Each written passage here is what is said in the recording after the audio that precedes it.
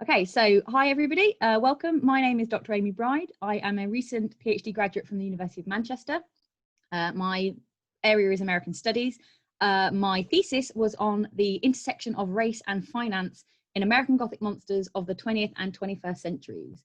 So outside of the lecture today, if you want to check out my Twitter, we can have a chat about that kind of thing if that's something you're interested in. So I will be leading you on the wild ride of this lecture today, entitled Introduction to Early American Gothic, Race, Religion and Frontier Madness.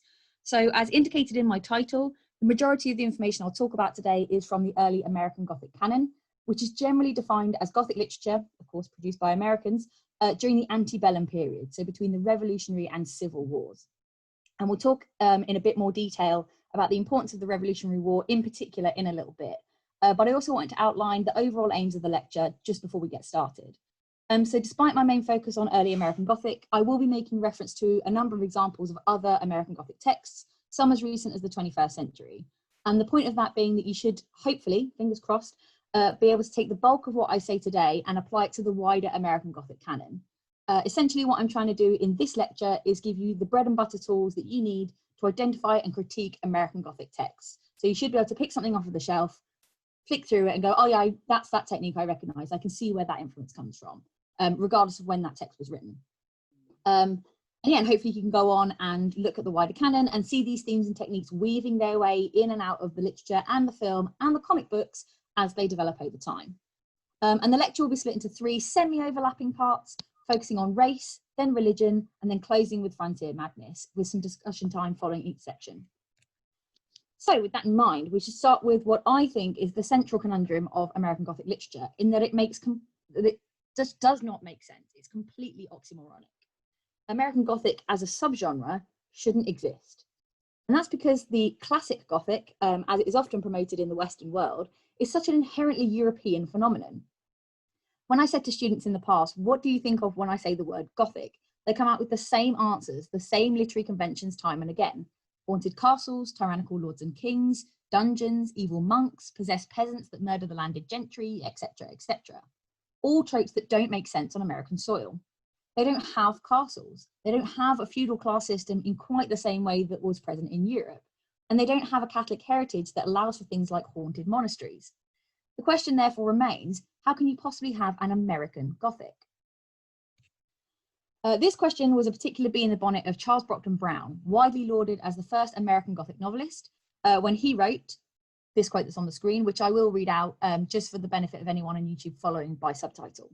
So he says, America has opened new views to the naturalist and politician, but has seldom furnished themes to the moral painter. That new springs of action and new motives to curiosity should operate, that the field of investigation, open to us by our own country, should differ essentially from those which exist in Europe, may be readily conceived. The sources of amusement to the fancy and instruction of the heart that are peculiar to ourselves are equally numerous and inexhaustible.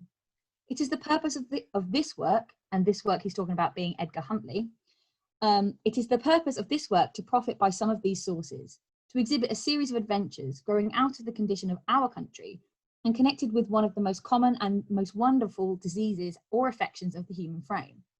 One merit the writer may at least claim, that of calling forth the passions and engaging the sympathy of the reader by means hitherto unemployed by preceding authors. Puerile superstition and exploded manners, Gothic castles and chimeras are the materials usually employed for this end. The instance of Indian hostility and the perils of the Western wilderness are far more suitable, and for a native of America to overlook these would admit of no apology. So, as I'm sure you will have cottoned on to if you caught the my reading of the section of Edgar Huntley that we'll be looking at today, Charles Brockden Brown is a more, why use two words when you could use 200 kind of guy. He does tend to, expel his pages. I don't know if he's being paid a penny a word, but if he was, he would have made his money. But the crux of this quote is that in order for a distinctly American Gothic to exist, American authors must turn to their own landscapes, their own experiences, and their own fears in order to root their Gothic in the culture of the New Republic. And this is where the Revolutionary War becomes so important. Prior to 1776, America was, quite famously, a British colony, and kick-started their revolution in response to rising taxes and a general bitterness towards the British Crown as a ruling power that had never actually set foot on American soil. Following the revolution, the newly founded United States found itself in a bit of a cultural bind. On the one hand, they could now proclaim themselves free of the shackles of European corruption, and in their eyes, this corruption was political as well as religious, given the significant anti-Catholic sentiment of most British, Dutch, and German settlers at the time. However, without any ties to European heritage, Americans struggled to conceptualize themselves as a civilized nation, and I should put civilized in scare quotes because we all know what that means. As a new nation, white America was forced to reconcile with the fact that they had no specifically American history and were therefore seen on the global stage as the young ruffian of the national family, too new and too naive to really hold any sway or produce anything of cultural merit. For Charles Brockden Brown, the creation of a distinctly American Gothic was the perfect solution to this almost impossible problem. By Americanizing the Gothic mode, Brown felt he could create something along the lines of a distinctly American literature, thereby demonstrating America's move away from European culture towards something new and unique, whilst at the same time drawing on the cultural legacy of European Gothic as a legitimizing, historicizing factor. In essence, Brown wanted to teach the old dog of Gothic a new trick and slap a Made in America label on the front of it. So how do you create something distinctly American out of something inherently European? The short, single answer to that question is to look at race. And if there's one takeaway you can kind of grab from this lecture, is that American Gothic, on the whole, is preoccupied with race. That's the big, big deal for them. So Brown, as a writer, along with numerous later critics, including Toni Morrison, Teresa A. Goddard, Justin D. Edwards, and Meisha Wester, all agree that where European Gothic is, on the whole, in general, concerned with power dynamics created by class and religion, which is why you get something like Dracula as this titled, Byronic, anti-Christian villain, American Gothic is concerned by the power dynamics created by racial prejudice. Specifically, Toni Morrison reads all American literature, including Gothic, as haunted by the presence of blackness that refuses to be contained. This emerges as an alignment between blackness and evil. So we get a lot of monsters in American Gothic who are described as being dark-skinned, and that almost stands in as a symbol for having some kind of dark form of morality. So you think like black magic, that usage of that kind of idea in that term is a sort of coded dog whistle, if you like, for saying that, oh, blackness and evil, they are the same thing. Where was I? I've lost my place. And so, yeah, and this obviously is then the flip side of that is that whiteness is often linked to purity or goodness or heroes. For Morrison, the conceptualization of blackness as other or monstrous is rooted in the slave trade, which constitutes America's most guilt-laden sin, as well as one of the foundational elements of the American national identity more widely. And it's the ugly feelings surrounding this relationship that seep through to the surface in their Gothic writing, in Morrison's view. That's the thing that America is most scared of, both in terms of fear surrounding Black people that have been kind of pitched as monsters, and the possibility that the sins enacted under slavery will at some point come back to haunt them. Now, that's not to say that every single American Gothic story is explicitly about race, and certainly not to say that every American story that's about race is itself always going to be Gothic, but it's a huge influence in the canon. There are, of course, other influences, and that's why we're looking at religion and madness in the lecture, but I would say race is hands down the biggest influence there, and fears about race and visions of racism and that kind of thing. To kickstart, oh, sorry, I've read the wrong thing. There we go. Yeah, to kickstart though, we'll be looking at Charles Brockden Brown's 1799 novel, Edgar Huntly. Now, whilst Edgar Huntly is not Brown's first Gothic novel, I find it to be the most emblematically American of his Gothic works. It's also his most famous, and I would argue his most influential, given that it all but sets the precedent for the Americanization of Gothic literature that follows its example. And that's to say that all of the tropes and conventions that I would pitch as central to the creation of a specifically American Gothic are in Edgar Huntly. And I'll be fleshing those conventions out in more detail as I come to them in my analysis. So I'll start with a little bit of bio about Brown himself, then move on to a basic plot, and then zoom into some key scenes for some closer analysis, and then work through those conventions as we go. So there's the man himself. So we'll start with Brown and then move on to the story. Charles Brockden Brown was born in 1771 and died in 1810. And normally I wouldn't give you those kind of factual dates, right? Because that's a quick Google, you can find that out yourself. But the point I'm trying to make here is that he grew up alongside the New Republic. He lived as a young child through the Revolutionary War itself, but then was a young man and then a young adult when America was really trying to find its feet in terms of who they were going to be as this new nation. As a writer, he was interested in history, the American national character, and weird or quirky happenings. So his first Gothic novel, Wieland, published in 1798, is about a guy who can throw his voice and convinces people that he's the voice of God. It's actually based on a real kind of show or event that happened where this guy with a ventriloquist doll did a kind of God delusion skit where the doll was pretending to be like a prophet kind of thing. I would imagine even then that was highly blasphemous, but it was a traveling show. Brown read about it in a pamphlet and he thought that was a really weird, quirky idea and then based the story on that. Arthur Mervyn, another work published in 1799, is about a yellow fever outbreak that really did happen and depicts these kind of Gothic streets where the sunlight is blocked out by the stacks of coffins of people who've died of the fever. And it shows people spewing up oily blood as a result of the sickness, very much in the vein of The Exorcist. Brown wasn't hugely commercial during his own time, but he did enjoy somewhat of a renaissance in the early 1820s. So he didn't make a lot of money, but he was very well read and was notably enjoyed by Mary Shelley, John Keats, Walter Scott, Margaret Fuller, Edgar Allan Poe, and Nathaniel Hawthorne. Today, Brown is pitched as the starting point of American prose fiction and holds a far greater reputation than he could ever have hoped for in his own lifetime. And just as a small aside, there is actually a new companion to Brown and his works out at the moment. It's the Oxford Handbook of Charles Brockden Brown, and there's some excellent, really excellent work in there. In particular, there's a chapter by Hannah Murray on new approaches to Brown studies, which is a really kind of innovative look at all of his work and the canon, and a chapter specifically on Edgar Huntley by Hilary Emmett. So do check that out from the library, you know, in the near distant future when we can go to libraries again. So Brown's fourth novel, Edgar Huntley, follows a middle-class white man who lives with his uncle and sisters just outside Pennsylvania.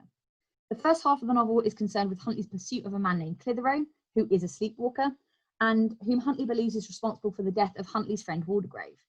One night, Huntley goes to sleep thinking about Clitheroe and Waldegrave, so he's turning it over in his mind, he's very restless, but he goes to sleep in his own bed, in his own home, and wakes up in a pitch-dark cave with a panther. I'm not going to go into too much detail about the Clitheroe subplot, even though it does take up half of the novel, for a couple of reasons. Firstly, I don't like it. I'm not really a fan of the Clitheroe subplot, and Brown, in my opinion, wastes a lot of pages going over the very minute details of Clitheroe's life, like that one time he ate a biscuit, and you know the time that he put the shoe on the wrong foot. We get like 7 pages about that. So I don't like that bit anyway. But also it's not actually relevant for our purposes today. It's not what we're going to be looking at. So I'm not going to go into the deep ins and outs of that. But I would say that anyone who's going to read the full novel following the lecture, good luck and Godspeed in that first section because it's a bit slow going. Back to the plot.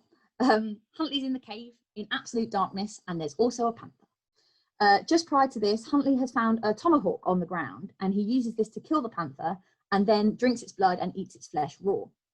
Once he's had his fill of panther, Huntley hears voices and follows the noise to the mouth of the cave where he sees a group of Native Americans. At this point, Huntley postulates that he might have been captured in the dead of night and brought to the cave as the Native Americans' prisoner. Huntley and the Native Americans fight, and he kills a number of them with their own hatchets, covering himself in their blood in the process. He also steals a musket from them, and with this in hand, follows some wagon tracks to a crude log cabin where he spends the night. The next day, Huntley walks further into the wilderness and spends the night in a barn, and eventually he does make it back home. All the time he's moving through the wild, though, he's being stalked by a different Native American, whom he again eventually kills. To celebrate this kill, Huntley takes his gun and rams it into the ground where the dead Native American lies, a highly significant moment that we will come back to later on, so do remember that bit in your head. Another strange occurrence that happens on Huntley's way home is that he passes a group of American hunters, one of which is the uncle who he lives with, who's kind of joined a search party, but they don't recognise each other. So the uncle actually shoots at Huntley, mistaking him for a Native American because he's so covered in blood and dirt and his clothes are all ripped that he's no longer recognisable as himself anymore. So as I say, Huntley does make it home and discovers that he actually slept-walked the miles into the wilderness and therefore got into the cave semi-voluntarily. The novel's conclusion also revisits the Clitheroe subplot and the Waldegrave murder, and I won't spoil the twist of that because you might want to read it. But the big kind of like dun dun dun moment of the novel is that Huntley and his sisters discover that their uncle has swindled all of the family money away, making them destitute. It's a strange ending to a strange novel, but again, Brown was trying to do something that no other American had achieved at this point, so I think we can cut him a little bit of slack as kind of the first. So that's the basic story. Let's look at some key extracts and delve a little deeper into those Gothic conventions. This section is from the scene where Huntley wakes up in the cave. And again, for these of people using subtitles, I'll read it out to you so you don't have to kind of read two things at once. So it says, I attempted to rise, but my limbs were cold and my joints had almost lost their flexibility. My efforts were repeated and at length I attained a sitting position. I was now sensible of pain in my shoulders and back. I was universally in that state to which the frame is reduced by blows of a club, mercilessly and endlessly repeated.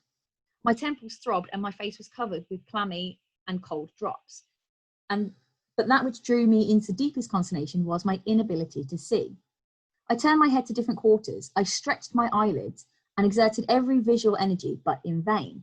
I was wrapped in the murkiest and most impenetrable gloom. Proceeding irresolutely and slowly forward, my hands at length touched a wall. This, like the flooring, was of stone and was rugged and impenetrable. I followed this wall. An advancing angle occurred at a short distance, which was followed by similar angles.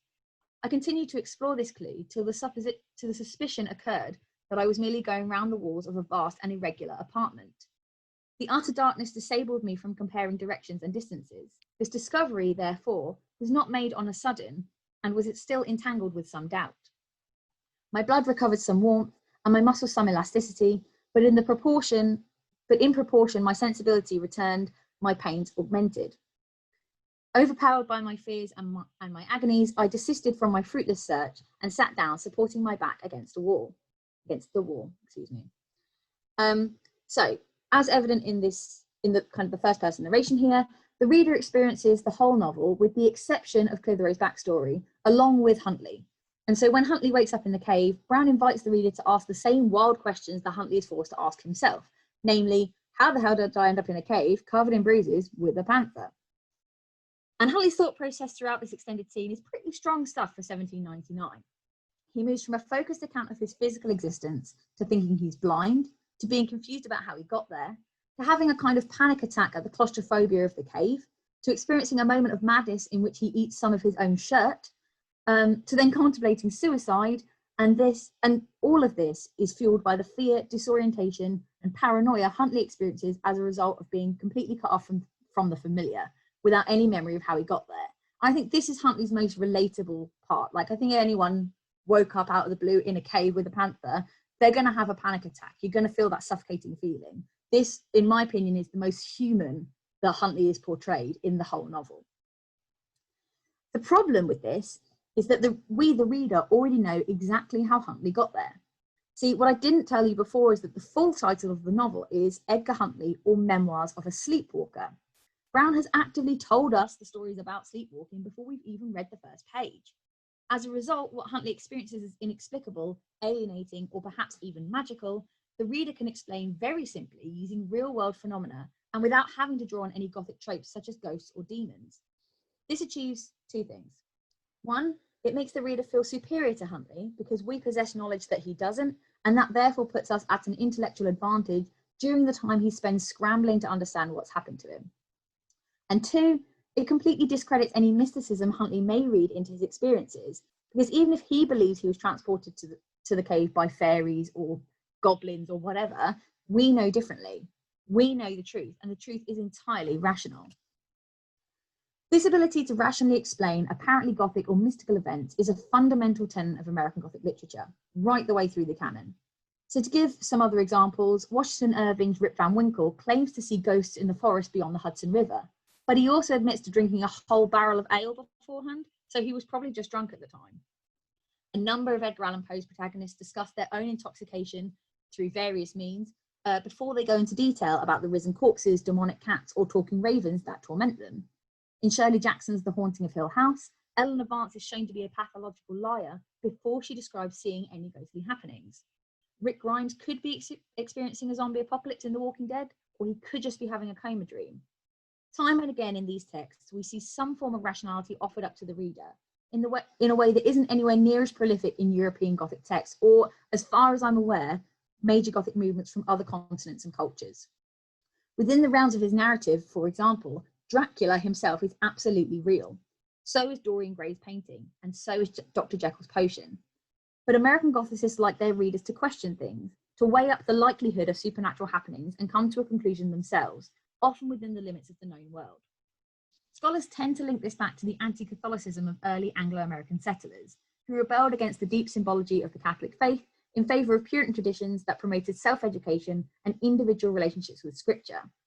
And this in itself is a very kind of racist approach to privileged storytelling, right? Because if you think about Native American cultures, highly oral-based, lots of oral histories and folk tales and poetry and songs, but the Puritans were going, no, that doesn't count.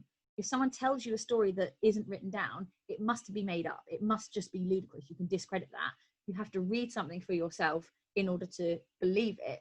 And that not only privileges kind of cultures that write things down, but also people who can afford to have the education to read, right? It's prejudiced in a number of directions. So in other words, where European Gothic was full of vampires and demons that were physically present in the narrative as literal embodiments of evil, American Gothic counters this by arguing that evil visions exist in the minds of evil people who pursue evil vices in real life, such as excessive drinking or opium addiction. And more than this, American Gothic argues that any good God-fearing American should be able to recognize these rational explanations for themselves through reading, rather than merely believing the tall tales they're told by other people. So that's the first major convention, rational explanations, something you should always be on the lookout for when picking up an American Gothic text. The second thing we're hit with in that scene is the enclosed space of the cave itself. Brown's description of the cave, which you will know from my YouTube read along if you managed to catch that, goes on for several pages. And it replicates Huntley's ongoing search for a way out. And the darkness is repeatedly described as a physical barrier to his escape. It's thick, it's impenetrable, it's closing in on him all the time. And it's only when Huntley is able to climb the walls and up out of the cave that we realise he's been underground. The claustrophobic, specifically subterranean space as a site of fear is very common in American Gothic literature. Whether it's someone being buried alive or hiding from an adversary, the small underground space comes up a lot and has been read in specifically Freudian terms as representing the character's subconscious needs or desires, and, by extension, the subconscious needs or desires of the new nation as a whole. Whilst the dark, alienating space of the cave is, of course, its own Gothic convention, given that Huntley was not expecting to be there and at this point doesn't have a way out, it's the presence of the panther that really taps into some specifically American fears of the time. And we've got the description of the panther here. So he says, the darkness was no less intense than in the pit below, yet two objects were distinctly seen. They resembled a fixed and obscure flame. They were motionless. Though lustrous themselves, they created no illumination around them. This circumstance, added to others, which reminded me of similar objects noted on former occasions, immediately explained the nature of what I beheld. These were the eyes of a panther. Thus I had struggled to obtain a post where a savage was lurking, and waiting only till my efforts should place me within reach of his fangs. The first impulse was to arm myself against this enemy. There was no time for deliberation and delay. In a moment he might spring from his station and tear me to pieces. My utmost speed might not enable me to reach him where he sat, but merely to encounter his assault. I did not reflect how far my strength was adequate to save me. All the force that remained was mustered up and exerted in a throw, and this is a throw of the tomahawk that he's holding. I aimed at the middle space between these flowing orbs. It penetrated the skull, and the animal fell, struggling and shrieking on the ground. So, if the cave is Huntley's, and therefore America's, subconscious, the fact that it contains a wild, predatory animal is both highly troubling and incredibly telling. After all, didn't the Americans just fight a revolution in order to stave off the predatory Brits? Wasn't America now, post-revolution, the land of the free, an example of civilization for the rest of the globe? And didn't their European heritage elevate them above a mere animal status into an advanced and cultured race? Or was there a bestial nature at the heart of every American that would be free to break loose and take over now that no one was ruling over them? For Brown's contemporary readers, the panther in the cave speaks to fears regarding the true nature of the American character, so distant as it was from the civilization of Europe. What if they all turned out to be animals in the end? These fears regarding the future success of the New Republic, as explored within these confined and often subterranean spaces, transform the claustrophobic settings of American Gothic literature into symbols of the American mind and consciousness. And again, the substitution of setting and psyche is something you can see throughout the canon. The most prominent example I can think of being something like The Yellow Wallpaper by Charlotte Perkins Gilman, in which a woman diagnosed with hysteria is confined to a nursery covered in gaudy yellow wallpaper, which then starts to come alive in front of her in response to her increasing mental suffering. The wallpaper of Gilman's story acts as an external signifier to the distress building inside the protagonist's mind, and as a text from 1892, can similarly be read as a representation of the American consciousness at the time. In Gilman's view, behind the door of every gaudily decorated nursery is a repressed woman bored to the point of insanity and desperate for escape. And so you can see that even though these spaces, the cave and the nursery, are very different, they can be read in similar terms and to similar ends. So that's two major conventions so far: rational explanations and subterranean spaces. Of course, given that Huntley is a respectable middle-class American, his killing and eating raw panther would have been shocking to Brown's white readers. In fact, this would signal a hideous regression of Huntley's humanity into something akin to an animal or bestial state. Interestingly, Huntley writes off this moment of madness as something he did instinctually without actually thinking about it, which is supposed to quell the reader's fears about his animalization, right? But if his instinct is to kill and hunt, doesn't that then suggest that his civilization is merely a cover-up for his true animal self? Like, if he's working on instinct, that's his true desires and true drive, and apparently his instinct is to be animal. It's an interesting dichotomy that Brown tries to pitch there as a kind of comfort to the reader that actually confirms our worst suspicions. In many ways, Huntley brushing this off as a matter of instinct sees him protest too much, and as a consequence, lays the foundations for the rest of the novel, and how this unfolds will be clear in the next couple of minutes. The key thing to remember here is that despite his wealth, education and upbringing, Huntley's instinct remains animal, remains savage. That's who he really is at heart.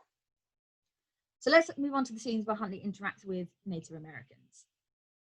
So I've got three quotes here from three different encounters that Huntley has. So the first reads, "The shadow of the rock and the improbability of meeting an enemy here concealed me for a moment from his observation. I stood still. The slightest motion would have attracted his notice. At present, the narrow space engaged all his vigilance.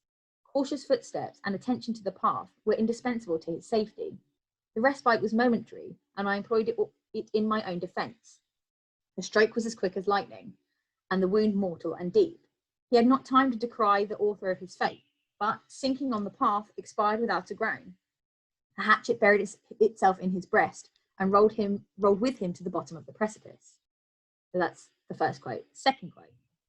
"It was as I expected. Scarcely was my eye again fixed upon the entrance when a tawny and terrific visage was stretched fearfully forth. It was the signal of his fate. His glances cast wildly and swiftly round, lighted upon me and on the fatal instrument which was pointed at his head." This fatal instrument is a gun. "His muscles were at once exerted to withdraw his head and to vociferate." I've never heard that word read aloud. I've only read it on paper, so please forgive me if I say that wrong. "His muscles were at once exerted to withdraw his head and to vociferate a warning to his fellow, but his movement was too slow. The ball entered above his ear. He tumbled headlong to the ground, bereaved of sensation, though not of life, and had power only to struggle and mutter." And so then, third quote.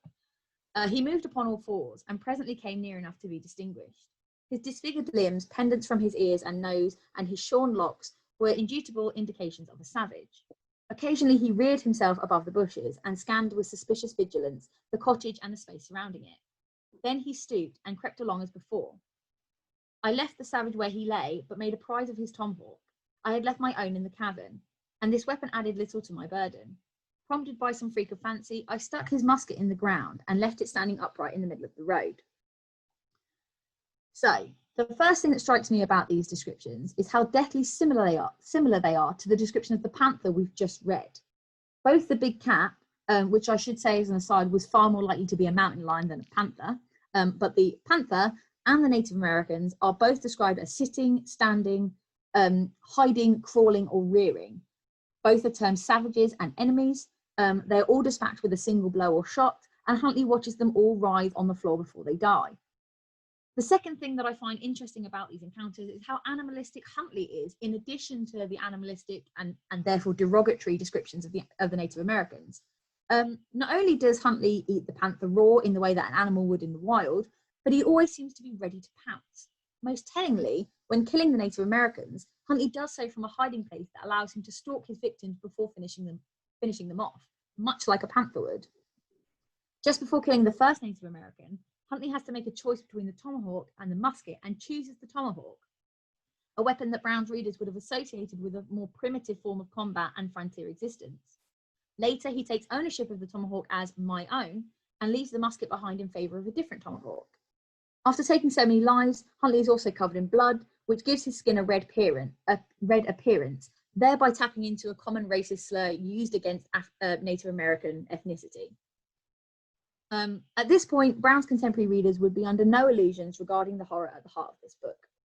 Huntley has been transformed, seemingly overnight, from a well-read, financially comfortable member of civil society into someone who appears to have a red appearance.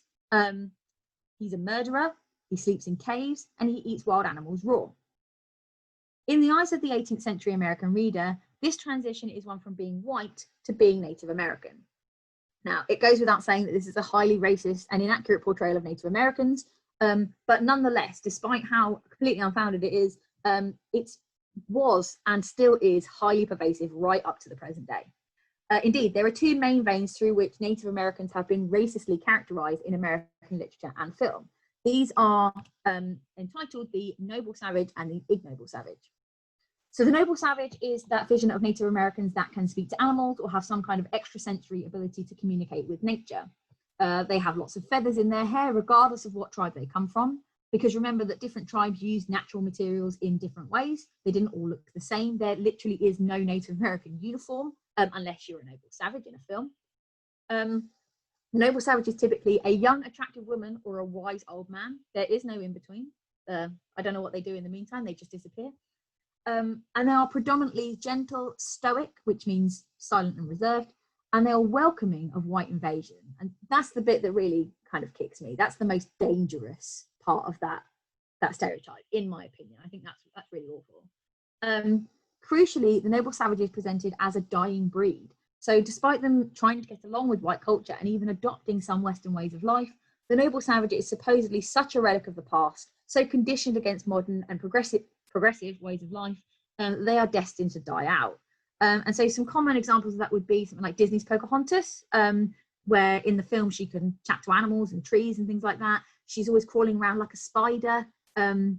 She's got that kind of stoic kind of strength, but also she falls in love with the white guy. She's welcoming to the idea that they could have things that might be useful. So that's a classic example. Also, Tonto in the latest Lone Ranger and Tonto film, which we know has its own racial problems, right? But the Tonto, as presented by Johnny Depp, is presented in the film as a literal museum piece. He is a living relic. He stands on a plinth with a little title that says Noble Savage, and he's supposedly the last of his kind. And the only purpose he serves is for entertainment of the little white kid who comes in and stares at him every day. So yeah, like that's also the presentation of Sacagawea in the Night at the Museum films, literally behind a glass case and therefore silenced. So this comes up a lot. The ignoble savage, as you might expect, is the exact opposite, and that's what we're getting a taste of in Edgar Huntley. This is the vicious, bloodthirsty, or bestial Native American that postulates old westerns, that dances around campfires, that Mary Rowlandson describes in her captivity narrative of 1682. These Native Americans hate whites, hate progress, hate civilization, commit murderous and violent atrocities for the fun of it, have bloody war paint across their faces, which of course, I mean, some tribes did use war paint, but a lot didn't. And they also collect scalps. Interesting fact, it was actually white European visitors to the American colonies that introduced the practice of scalping, as they were able to send the scalps and braids of Native American tribespeople to their families back home as souvenirs. So that idea of when we see scalping and things in films, it's such a kind of Native American cliche. You see this kind of stoic warrior with a big chain of different scalps on his belt. That's entirely inaccurate. It was white people that introduced that practice to the deadly detriment of the Native American population. The ignoble savage, I think, is best represented by this artwork. So this is a painting by John Vanderlyn from 1804, and the subject is often mistaken for Mary Rowlandson, but it is in fact Jane Mcrea, who was another white woman who was captured by Native Americans during the Indian Wars between early settlers and local tribes. The viciousness of this image, the overpowering and outnumbering of an apparently innocent woman by two seemingly brutal, axe-wielding Native Americans, sums up the image of the ignoble savage. And again, this was a hugely useful tool for kind of white supremacists. The power stems, or its power stems rather, from the fact that it demonizes the Native American to such an extent that they become unrelatable as human beings. And so any ill treatment of them can then be seen as either being justifiable retaliation for the kind of crimes depicted in the painting, or a safety precaution that's required to live, or even akin to how one might treat a wild animal. And that's the kind of characterization that Brown gives in his descriptions of the Native Americans. Not only are they vicious, bloodthirsty, and animalistic, when Huntley is put into their environment, he becomes that way too, somehow kind of contagious. He starts crawling around and pouncing and killing as if he's been transformed into some kind of beast of the wild, a transformation that therefore codifies him in the eyes of Brown's readers as being like a Native American. This is where we really get into the grittiness of how Brown Americanizes the Gothic genre. Again, taking something like Dracula as an example, the reader is told that they should be afraid of becoming a vampire, which is then code for becoming evil, becoming anti-Christian, or becoming part of a sexually deviant, in scare quotes, upper class. Brown's readers, on the other hand, are told that the most terrifying thing they could be is not white. This then pictures the Native American as a monster along the same lines as Staker's vampire. Essentially, the Gothic binary of good versus evil is, in Brown's eyes, equivalent to the apparent racial binary of white versus other. And I say other here because that's how the non-white characters are presented in these stories. They're not identifiably human, but an other, alienating, repulsive, and indeterminate category that is understood by the white protagonists as monstrous. This is our next key American Gothic convention, racial otherness. But it's not just a case of making the non-white characters the villains or monsters of the piece, although that is, of course, one of the first signs you should look out for. The particular concern of American Gothic literature is whether racial identity and racial otherness is a fluid concept. So if we look at Huntley, his transition from white man to ignoble savage puts the security and stability of his whiteness under threat, which then in turn implies that the whiteness of the readers is also in jeopardy. Remember that the reader experiences the novel along with Huntley after all, and so is invited to ask the same questions of themselves as the narrative progresses. So if someone's whiteness can be lost or transformed into something racially other and monstrous, the underlying suggestion is that characters who are racially othered could themselves transition into white characters and thereby enjoy the social, economic, and cultural advantages available to whites. And we do, in fact, see these possibilities played out through the back end of Brown's novel.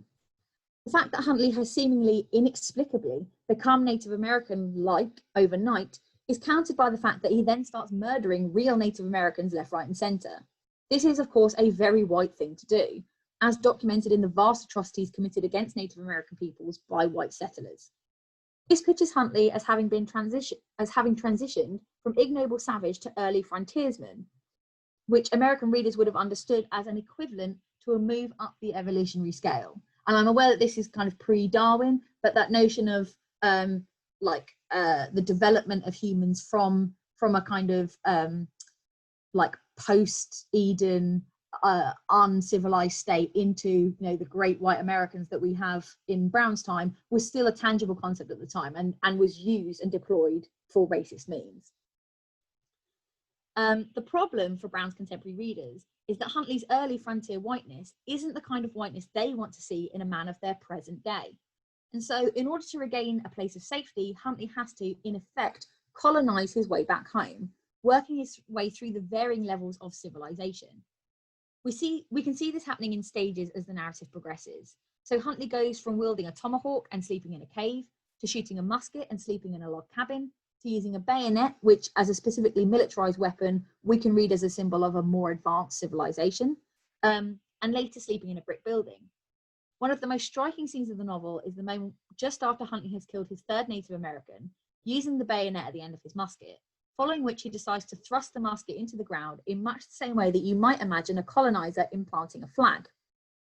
This is a very stark symbol of the colonizing journey that Huntley makes throughout this text, particularly given that it occurs directly after the last Native American of the novel has been slain. Acting as a boundary marker between civilization and the wilderness, the planted musket differentiates Huntley's, and by association America's, savage past from its supposedly civilized future. And there's a lot of kind of physical boundary lines that then translate into moral progression or civilization. So Huntley kind of transitions from being an animal to that early frontiersman as soon as he steps out of that cave. He picks up a weapon and starts killing people. And here at this boundary line where he puts the musket in the ground, he leaves his kind of uncivilized past behind and moves towards home. A few chapters on from this point, and Huntley does eventually make it back home and is welcomed back into society, albeit with slightly outstretched arms. They are a little cautious of him. But even after Huntley's redemption, it's important to remember that whilst his whiteness is presented as safe, it is quite obviously far from secure. Indeed, there's nothing to suggest that Huntley won't go wandering off again and have to revisit the colonial journey he's already made. Not only does this pose quite an obvious threat to the ego and social superiority of Brown's white readership, but it also suggests that the apparent distinctions between civilized and savage nations and races is a complete farce. And of course, as modern readers, we know that to be true. We know that's a kind of just racist bile, but at the time, that was a scary concept. If a white man can become equivalently Native American, and a Native American can become equivalently white, then surely these races are far more connected and relatable than the racist white society of Brown's era is cared to admit. In texts that monsterize African Americans rather than Native Americans, this also raises enormous questions about the viability of slavery, Jim Crow, segregation, and so on. And the same is also applicable for texts that monsterize Latin Americans, and then questions about kind of immigration law and stuff, more of a question in sort of more modern texts, and also any demonization of Asian Americans in the time of Japanese internment camps. Like, we can see the link between the political questions and the kind of demonization of particular members of society. There's a really strong link. The racial other is therefore not only presented as a threatening, monstrous being in and of its own right in these texts, but it also stands as a threat to white society as a whole, and thus, by extension, the overall project of the new American Republic, which was quite obviously geared towards the success and prosperity of whites and whites alone. This is a fundamental fear at the heart of the American Gothic canon. This is the thing that makes it American, this monsterization and fear of race, racial mixing, racial transition, and the apparent precarity of racial dominance. And I say apparent because there's lots of things here that haven't really changed. I mean, there's still a huge disparity between the legal and social kind of benefits that white people can enjoy versus like, you know, Americans who are of African descent or of Latin descent or whatever. So they're worried about it kind of toppling down, and unfortunately it hasn't quite happened yet. In American Gothic texts, racial others are both the monsters and the harbingers of contagion. And we can see that in striking clarity in a more modern text along the lines of The Walking Dead, in which the zombies are both physically drawn as having darker skin than white characters, and are culturally associated with blackness, given the zombies' origins as a Haitian slave metaphor, and then in addition have the ability to turn white protagonists into racial others through their infectious bite. So a slide ago, the picture at the bottom of that slide is a section of the comic books of The Walking Dead, and you can see that the zombies are dark. It's a black and white comic. The protagonists and the survivors are in a huge majority white. The African American or Asian American survivors are not treated very well, and so it's, you know, it's the racial binary is clear there. The darker you are in these comics, the more monstrous you are, and then that somehow can be passed on, and it's infectious and contagious, and you know, it's pretty awful stuff.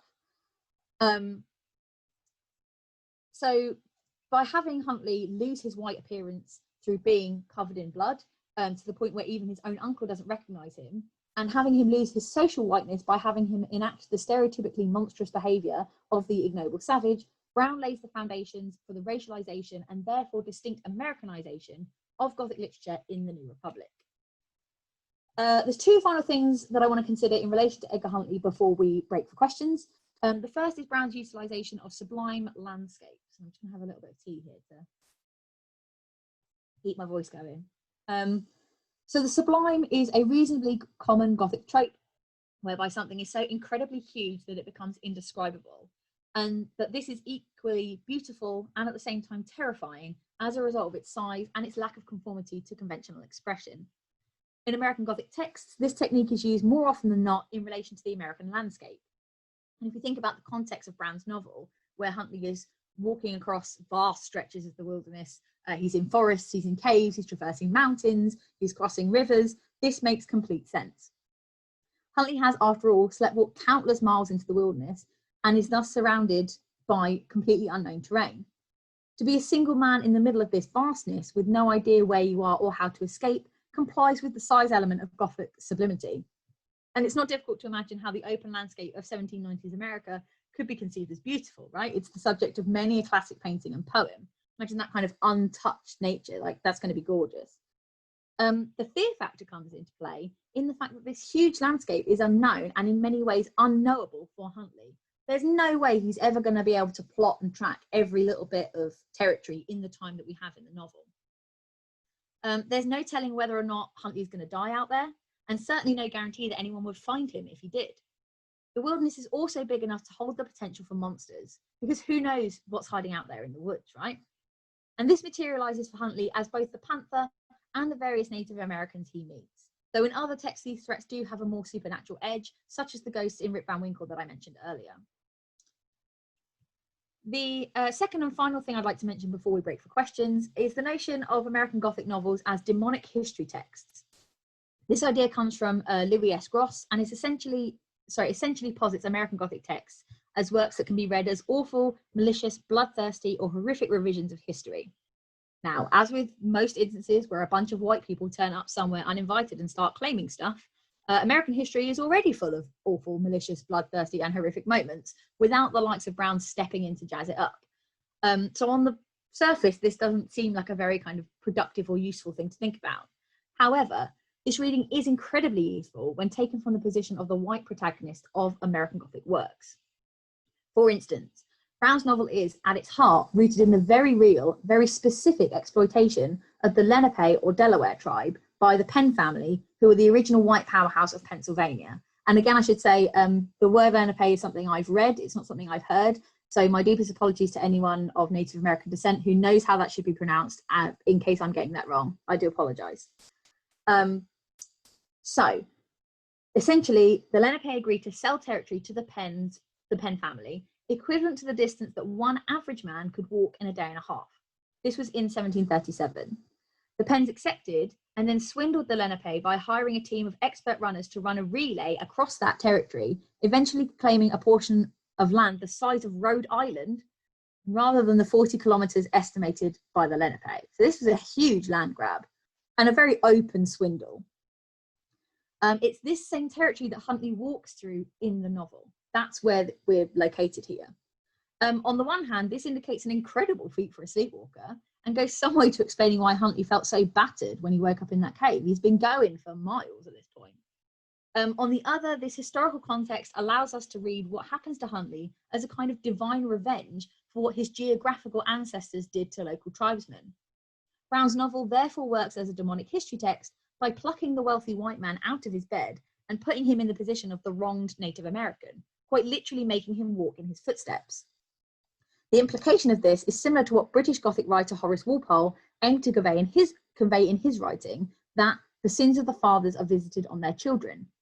Essentially, karma takes a few generations to kick in, but eventually it is going to come back and bite you.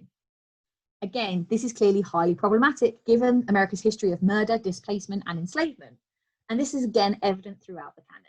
Moments of the American past resurface time and again at later moments to haunt, disturb, and terrify the descendants of those who enacted them, as we shall see in the next focus of text of the lecture. But for now, let's take a bit of a breather and see if anybody has any questions. So let's do some stop sharing. and go to. So feel free to write any questions in the chat, everyone, or if you have a question that you'd like to say out loud, if you don't mind being on the video, feel free. Okay, so lots of conversation up here. Lovely. Don't worry about reading it all, Amy. I think like the chat was just chatting. Oh, if it's rolling without me, that's fine. That's not a problem. Mostly comments rather than any questions, I think. Just people saying, yeah. Yeah, so to Madeline, yeah, the question of American Gothic literature shouldn't exist is very confusing. Gothic isn't its imagery. And yeah, I would tend to agree. There's a bit of a squabble, I guess, between the major scholars.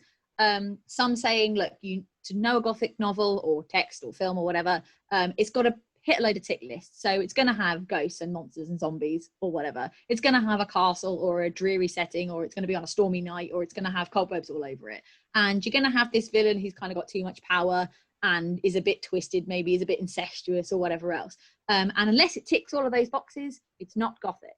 And there's a flip to that argument, saying the Gothic is more of a mode, more of a kind of atmosphere that you can tap into and sense, and that's disquieting and unsettling.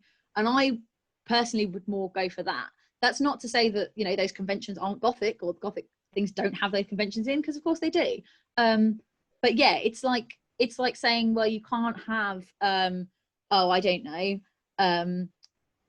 Brazilian steampunk because Britain was the heart of the Industrial Revolution, and so it wouldn't possibly work over there. And it's like, of course it would.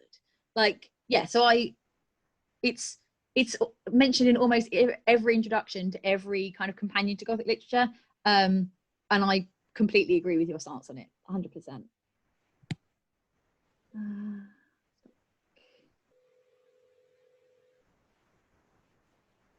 Yeah, so from Thea, yellow fever stories, Gothic or not, could almost be their own American subgenre. It was a big deal. I mean, and I understand, like, it killed a lot of people, right? It's a scary thing. I guess they maybe felt a bit like we do today. And there is a sort of, again, a highly racist element to that, in that, I mean, I'm not a disease specialist, so I can't speak to how actual yellow fever works. But the rumors and the propaganda going around was that it was brought to America, which is obviously only full of white people, by black people, and that it was a black disease, and that because yellow fever, you get a kind of like an ashy skin with it as part of the symptoms, that it was turning you black. And so it taps into that kind of awful contagion misnarrative about race, and about how these, you know, these people who look a bit different to us are going to come and turn us into them. And yeah, they were really scared about it. So yeah, I'd love to read some companion just on American yellow fever stories. It's a weird and wonderful ride.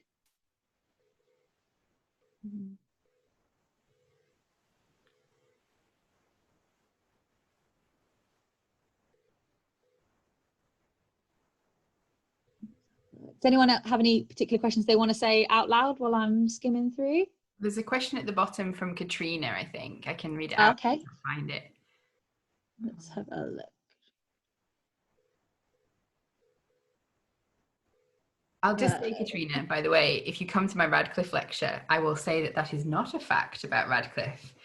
We'll see if I can convince you. Okay, so there are examples of some American elements in the Gothic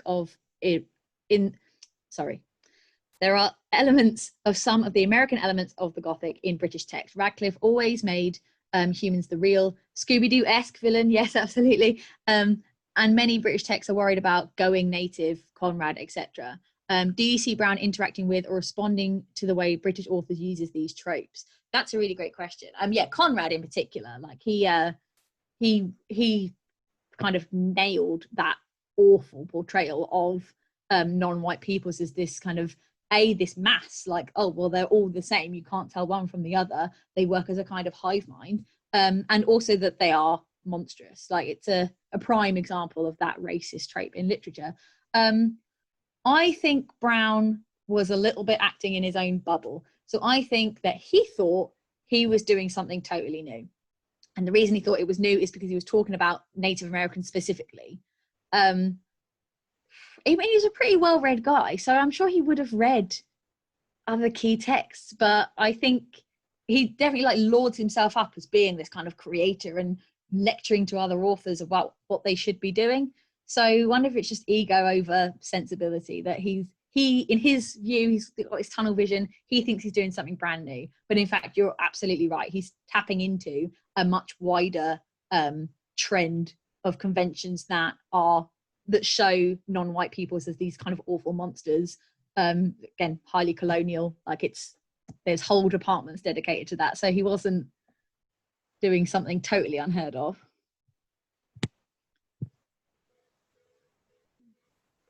Yes, so from Turquoise, what beautiful name.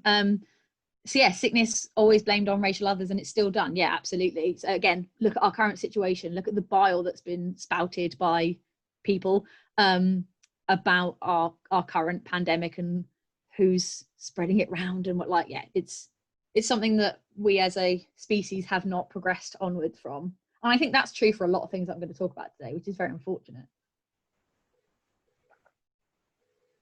Any other questions, answers, jokes? Thank you. Excellent. Slothma comment. Yes, he actually is colour change. So I know that this tea is going a bit cold because he's going kind of chocolatey brown, and he's like a more orangey tan kind of colour when it's hot. So yeah, it works very well. It says live slowly on the mug, which I fully intend to do. I was wondering if you could just speak a little bit about the maybe inversion that Brockton Brown is doing here with the Indian captivity narrative, which is one of the earliest forms of specifically American literature, if you can call it that, which I think would be generous. So this isn't so much an Indian captivity narrative. It's a story. I mean, it maybe on some level because there are captives, right? But like, yeah. It's much more. Like, what are the differences between this and an Indian captivity narrative, like Mary? What's her name? Rowlandson. Yeah, Mary Rowlandson. And what does that mean? What are the sort of like historical or political implications of those differences? Sure. Again, yeah, great question. So, so Mary Rowlandson, for anyone who hasn't read that text, well done you. It's not bad, but it's not the greatest thing I've ever read. She was, well, her narrative says that her village was attacked by Native Americans completely out of nowhere, completely unprovoked. They murdered a couple of her children, again, according to the narrative, and she was taken away and used as almost like a sexual prisoner. And she traipsed all the way across kind of the terrain with them. And eventually she breaks free. I think she scalps a couple of them in the story, or in the narrative, and then she makes it back home, and her village rejoices, and they tell her that she should write this down as a kind of example of how to stick it through and make it back home, kind of thing. The major difference for me, I think, is that Mary Rowlandson's text is quite obviously heavily edited, and you can tell that because it's got vast sections of scripture quoted in it, and she's like, oh, this horrible Native American beat me, and I thought of this passage. Here it is in full. I said it to myself quietly while I was being beaten. And she just goes on and on and on and on and on. It's very scripture heavy, which and it's so clunky that it suggests to me that she sketched down basically what happened to her, with some edits to make herself look like the good person, and then added in the scripture. And the point of that is that she's going, well, this was a challenge sent to me by God, and I overcame it, and I'm now a better Christian for it. So it's almost like a morality tale. She obviously leaves out the point that her village had been, throwing stones and shooting muskets and things at this tribe. And so they were coming back in retaliation to a war that they started. She doesn't say that bit. But yeah, she treats it as a kind of a lesson, and she's a bigger person for it. In contrast, Huntley hates that this has happened to him. He doesn't see there's any lesson to it. He himself doesn't think he's particularly changed by it, although his sisters say that he's a bit quieter and a bit more kind of morose after the event. He just thinks, right, I've got to get myself out of this. I'm going to take as many heads as I can on the way. And when I get back home, things will return back to normal. So there's no perceived enlightenment as a result of what happens to Huntley. And I think that's the major thing, because Brockton Brown is just pitching this as a horror story, as a, wouldn't this be awful if this happened? Whereas Mary Rowlandson is saying, actually, if you read my narrative and through that empathize with my suffering, you will become a better Christian. So I guess there's a didactic message, and one there's not. Although again, take that didactic message with a huge pinch of salt, because she wasn't completely honest about what happened.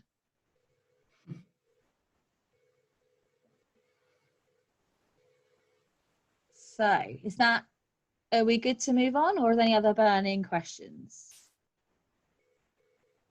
No, I think we're good. Okay, so let's get back to screen sharing.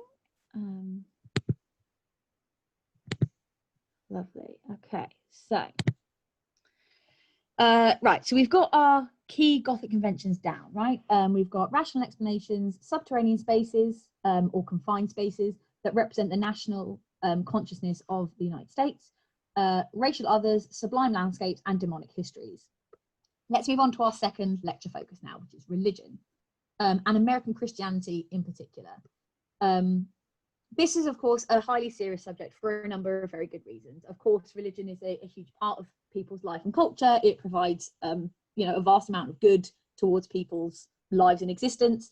So religion of itself is very obviously a big thing. But Christianity in the American context is a hugely serious thing in the political sphere, in the social sphere, even in the economic sphere.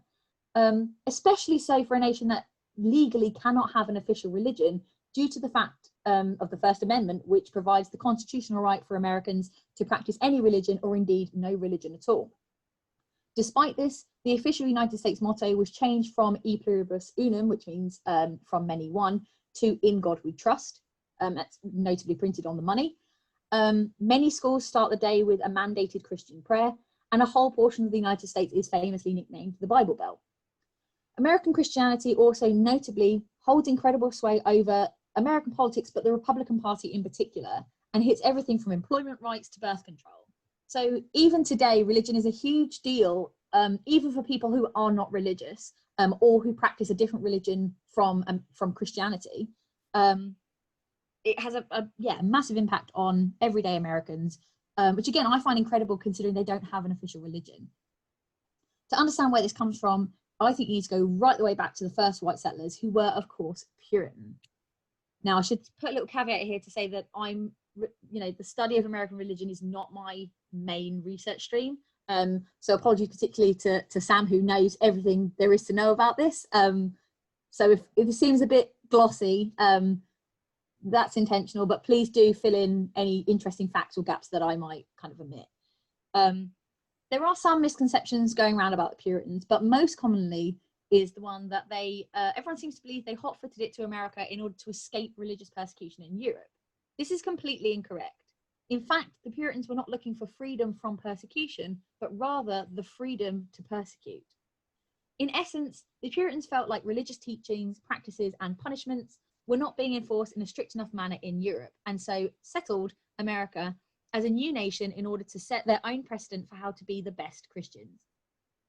Given that context, I always think something like the Salem witch trials of 1692 starts to make ever so slightly more sense. And not that the trials were in any way a sensible thing to do, but I can kind of see a little bit how they got there. I don't necessarily want to assume that everybody knows or doesn't know anything about the Salem witch trials, so I'll give a very brief kind of summary just to cover that. So essentially, the residents of Salem Village started to get antsy towards each other with a lot of pent-up energy, coming from squabbles over who slept with whose husband, who had a better garden, who killed whose pig, who fancied themselves as a bit too much, who was too outspoken about the church leaders, and all this eventually boiled over into accusations of witchcraft. All of this was fueled by the desire to be seen to punish wrongdoing without mercy, thereby complying with Puritan ideals, as well as a lot of jealousy, ill-feeling, and power-grabbing between the big families of Salem at the time. And this was neighbour against neighbour, brother against sister, husband against wife. In total, 26 people lost their lives as a result of being imprisoned and or executed for witchcraft. Not too long after the trials had finished, a number of key people involved either admitted a lapse in judgment, noted that they got carried away with everyone else, or confessed to outright lying out of spite towards their fellow villagers, leading to the whole thing becoming a huge embarrassment and quite the international scandal. And I mean, it really didn't take long for them to go, do you know what, we dropped the ball on that. Of course, the witch trials were in and of themselves a pretty Gothic event, given the level of suspicion, paranoia, and supposed dark forces circulating around at the time. However, the trials stand out to me as one of the first cases of truly American religious extremism, on par with the public executions performed by terrorist groups like ISIS today. Salem residents were, after all, tortured and murdered as punishment for their apparent rebellion against a strict moral code of Puritanism, which valued modesty, chastity, education, and a fearful respect of scripture.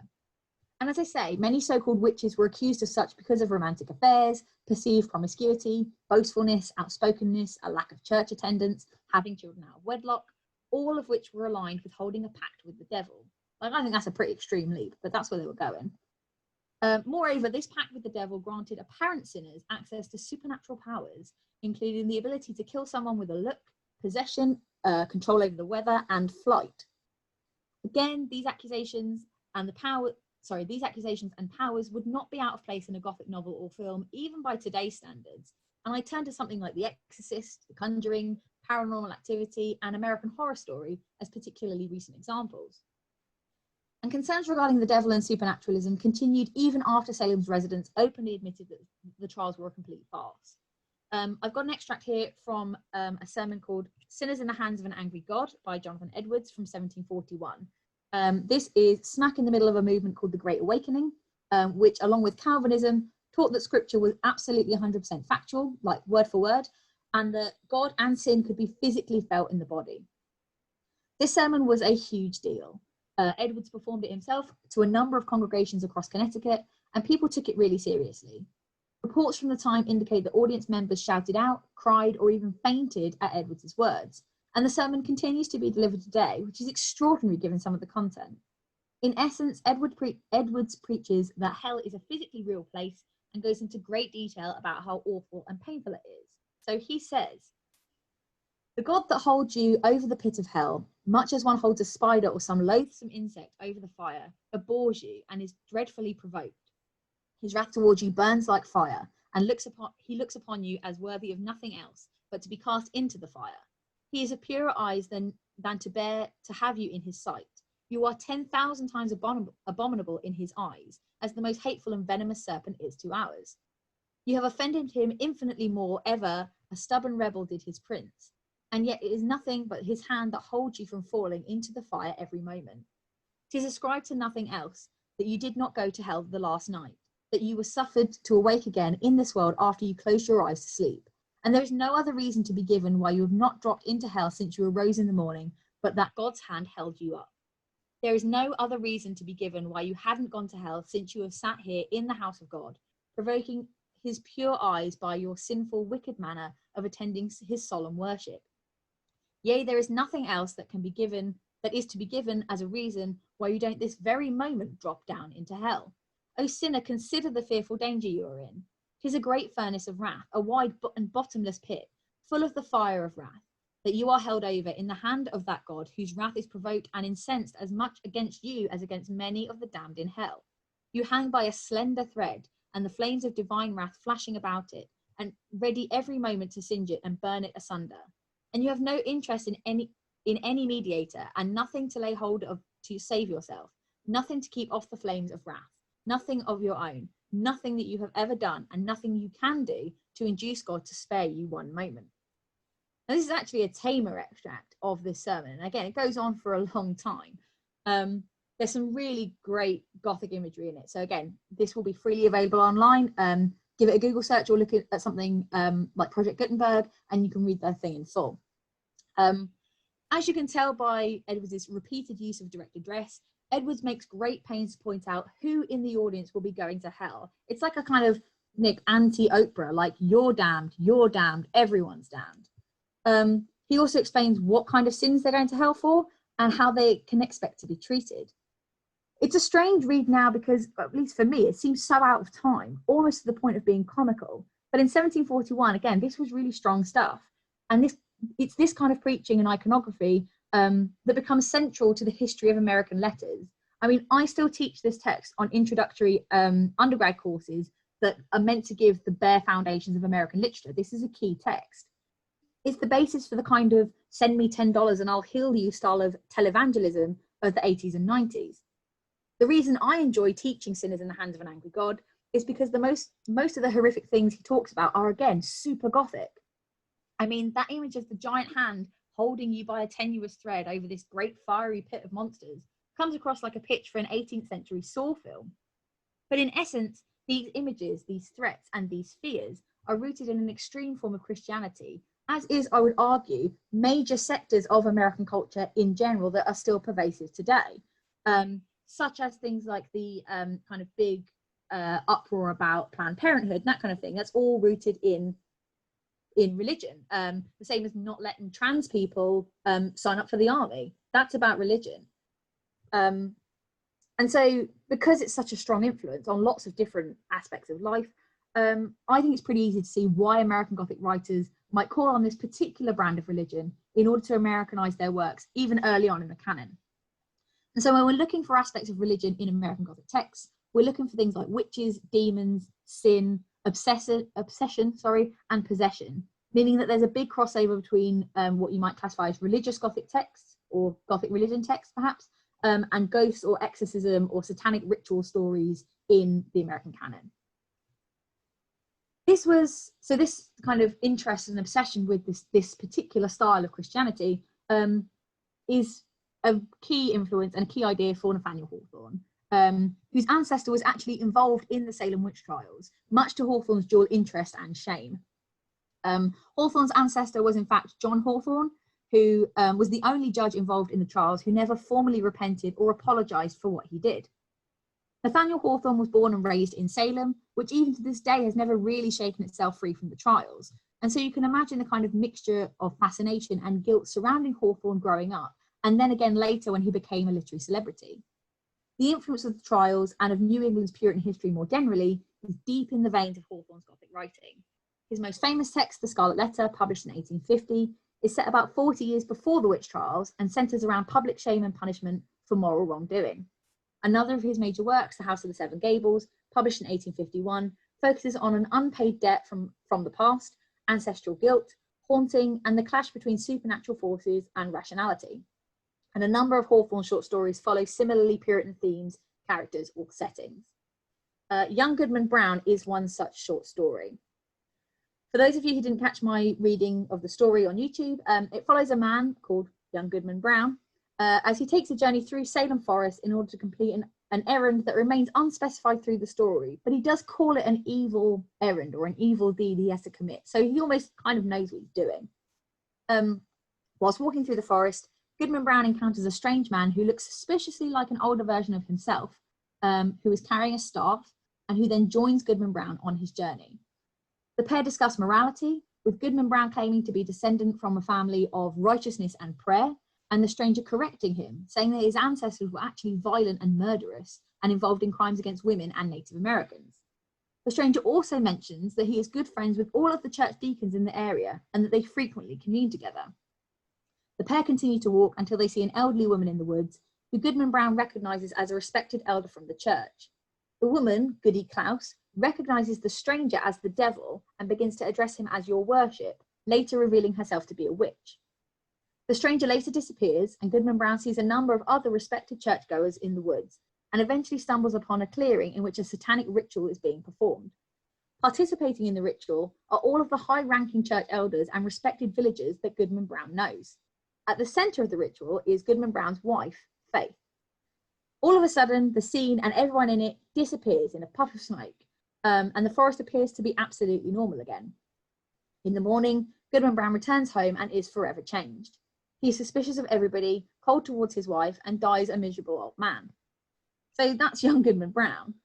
I think even from that synopsis, we can see how it kind of riffs off of Edgar Huntley, but we'll go into a bit more detail and make those connections between the American Gothic conventions I've already talked about. Most obviously, we've got the same forest trope, haven't we? That sublime American landscape that not only roots the story to the United States in a geographic sense, but ties into what we saw in Brockton Brown's novel, whereby the woods or forest become this haunted expanse full of darkness and monsters, at the same time that it is empty enough to threaten your survival should you find yourself lost in there. There's a great quote here where Goodman Brown describes the density of the trees and the danger he feels, even though at this point in the story, nothing has actually happened to him. I wonder if I've got that quote. Yes, I have. So he says, Hawthorne says, with this excellent resolve for the future, Goodman Brown felt himself justified in making more haste on his present evil purpose. He had taken a dreary road, darkened by all the gloomiest trees of the forest, which barely stood aside to let the narrow path creep through, and closed immediately behind. It was all as lonely as could be, and there is this peculiarity in such a solitude that the traveller knows not who may be concealed in the innumerable trunks and the thick boughs overhead, so that, with lonely footsteps, he might be passing through an unseen multitude. There may be a devilish Indian behind every tree, said Goodman Brown to himself, and he glanced fearfully behind him, as he added, what if the devil himself should be at my very elbow?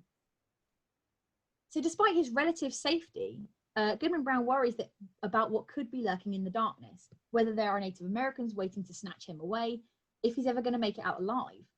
With Hawthorne being a very well-read man and a self-confessed fan of Charles Brockden Brown, I would wager that this is almost a direct nod to Edgar Huntley, which then supports the reading of Brown's text as a kind of foundational American Gothic text. But we also get an essence of claustrophobia coming through here as well. Brown describes the trees closing in on him. He talks about the density of the darkness being so obscuring that there could be hundreds of people waiting to pounce on him and he'd never know they were coming. This transforms the open, wild space of the forest into something similar to that cave that Huntley wakes up in. The forest here is dually so expansive that it threatens to hide something massive and monstrous just out of sight, and also so restrictive and tight that it's almost suffocating. Because of this duality, I think you can read Hawthorne's forest as complying with both the Sublime Landscape Convention and the Small Spaces Convention, although of course the forest is not subterranean. If, as a result of the forest complying with that claustrophobic space convention, that then also means that the forest is a symbol of the American national subconscious, then what's contained within that forest is also highly relevant. By the end of the story, it's quite clear that the mysterious stranger Goodman Brown meets in the forest is in fact the devil, and he controls everything going on within the forest boundary. And we've got a few descriptions of him here. So he's described as, as nearly as could be discerned, the second traveller was about 50 years old, apparently in the same rank of life as Goodman Brown, and bearing a considerable resemblance to him, though perhaps more in expression than features.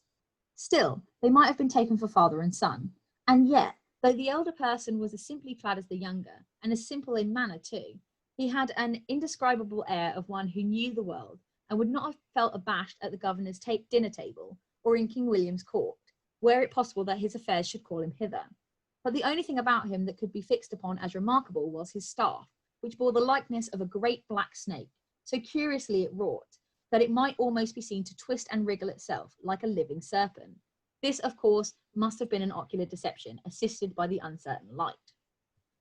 Interestingly, the description of the devil here is much more pedestrian than you might expect, given the fire and brimstone of Edwards' sermon and the kind of stuff that the Puritans were into. But I think this is kind of the point. By having the devil look like a normal guy, with a striking resemblance to the tale's protagonist, Hawthorne implies that the devil is in fact part of all of us, that we all hold the potential for evil deeds, even if we do go to church every Sunday. The imagery of the stranger's staff, which is likened to a snake here, is a clear reference to the Garden of Eden and further undermines the supposed moral superiority of Goodman Brown, Puritanism, and American Christianity by extension. As with the elderly woman revealed to be a witch, or the other church leaders that Goodman Brown sees performing the satanic ritual, Hawthorne's narrative implies that the hyper-Christianity of early white America is merely an act, and that the devil is really pulling all of the strings behind the scenes. The American mind, represented by the forest here, is literally haunted and controlled by the devil, according to Hawthorne. This is reinforced by the fact that the devil looks just like young Goodman Brown. Hawthorne appears to be warning his reader against looking into the abyss, lest they see themselves looking straight back at them. This also links to the idea of demonic histories. Of course, the fact that everyone is either called Goody or Goodman gives the text a Puritan edge, along with it setting in Salem, and so it immediately recalls the witch trials without ever having to make an explicit reference to the trials themselves. But there is also another national atrocity mentioned here. So Hawthorne mentions the war against King Philip, who was a Native American leader, and the devil mentions having had a hand in a huge massacre, like a massive massacre of Native American peoples by white settlers during the war. And it was massive. So proportionally to the amount of people that were living there at the time, King Philip's War is still the deadliest war in American history. And yeah, just that boggles the mind. So many people died, were tortured, were abused. Like, this is a huge deal. And of course, it cemented a fundamental change in the cultural landscape of America forever. Essentially, King Philip's War was the Native Americans' last-ditch attempt at trying to be rid of the white colonists. And we all know how that turned out, right? So this final victory for whites just completely changed America and the course of history forever. Many would say for the worse, and I think you'd be on solid ground for that. This sheds a particularly haunting light onto Goodman Brown's fears about being accosted by Native Americans while he walks through the forest. In reality, the forest should be full of Native Americans, but then they're not there because Goodman Brown's ancestors, along with the devil, have murdered them all, thus making them a somewhat ghostly, absent presence in the narrative, which is then amplified because Goodman Brown still fears their anger and violence even though they're no longer there. This, in turn, taps into Walpole's Sins of the Father shtick that Brockton Brown thought about a lot, and I have to say Hawthorne was particularly interested in inherited sin as a concept. You can see it running throughout all of his major works, and quite obviously the ones dealing with Puritan New England due to his own familial links. Another interesting fact, the devil mentions to young Goodman Brown how one of his ancestors violently beat a Quaker woman in the street. This is a real historical event and was actually ordered by Hawthorne's ancestor. So it's somewhat understandable why Hawthorne might be a bit worried about the effects of karma. So that's sublime landscapes, confined spaces, and demonic histories. I would say that race is widely replaced by religion in this text, but that doesn't mean that race is entirely absent. The monstrous demonization of Native Americans, even though they're absent from the text, is clear in Goodman Brown's fears that he will be attacked. And there are several pairings of evil and darkness, such as with the devil's black snake-like staff, thereby playing into that Gothic binary of light versus dark, good versus evil, which can almost always be read in the American context as white versus racial other. That leaves us looking for a rational explanation for the whole event, which we don't have to accept, but we should sort of see if it's there. And conveniently, Hawthorne gives this to us on a plate. Oh, sorry, that was a slide about King Philip's War that I didn't click onto. So the picture there is a depiction of the events from the time. And yeah, the point is to summarize what I said, but I read everything out loud there, so hopefully people got that. Yeah, so rational explanations. Hawthorne hints throughout the story that the events of the narrative, the noises heard, and the faces seen in the darkness might just have been the wind blowing through the trees, and finally pitches the idea that everything Goodman Brown has experienced that night was in fact a dream. This revelation is presented as something that even Goodman Brown himself has considered and could quite possibly believe to be true, which then puts the narrative conclusion under extraordinary scrutiny. Had those dreams, right? We've all been there, where you've had a dream about someone you know, maybe the partner who's sleeping next to you, and they've been really awful, and it's so real and so visceral that you wake up and you hate them for like 15 minutes. You can't quite get over it when you wake up. We've all been there. But Goodman Brown takes this anger to his grave. This dream, as the reader is invited to consider it, ruins his entire life, including his relationship with his otherwise seemingly quite lovely wife, his community, and the religion he used to hold so dear. Now, I'm actually torn towards what Hawthorne is actually trying to say here. On the one hand, I think you'd be on very safe ground to read this as a critique of the apparent moral superiority of white American Christianity, particularly given the violence perpetuated in its name, including the witch trials, Native American genocide, and slavery. In a similar vein, perhaps Hawthorne is merely critiquing organised religion and its leaders who wield power over the faithful. Faith Brown, so Goodman Brown's wife, after all, is the centre of a ritual conducted by her church elders, and so is led into satanic practices by people she trusts. Why wouldn't she trust them? So maybe it's a critique of that power dynamic.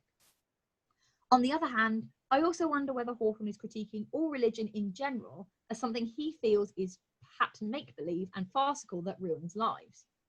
After all, if the narrative events were part of a dream, then it's ridiculous for Goodman Brown to let it affect the rest of his existence and yet he takes his experiences to hold some kind of truth, like as a vision perhaps, even though he possibly made them up himself. In the same way, I wonder whether Hawthorne is making a similar claim about religion more generally, and the Puritan influenced Calvinism branch of Christianity in particular, that claims something felt or perceived as morally digressive within the body or soul is enough to condemn you, even if you haven't done anything physically wrong your entire life. So the feeling of moral wrongdoing, the guilt, or perhaps the suspicion towards someone else is evidence enough to condemn someone. And in Puritan times, I would imagine it would be condemnation, either kind of ostracization from the community, or as with the witch trials, hanging. In either reading, I don't think that Hawthorne is damning spirituality or religious beliefs as a whole. Like faith isn't demonized in this. She's definitely pitched as a kind of victim of wider powers. But rather, I think Hawthorne doesn't like the particular nuances of American Christianity that have had such a substantial influence on American life and culture to the point where people have lost their lives for it. So that's my second break point. I will again stop the sharing and have a look at anything people might say. And again, if you've got any questions you want to say vocally, I think we can accommodate that.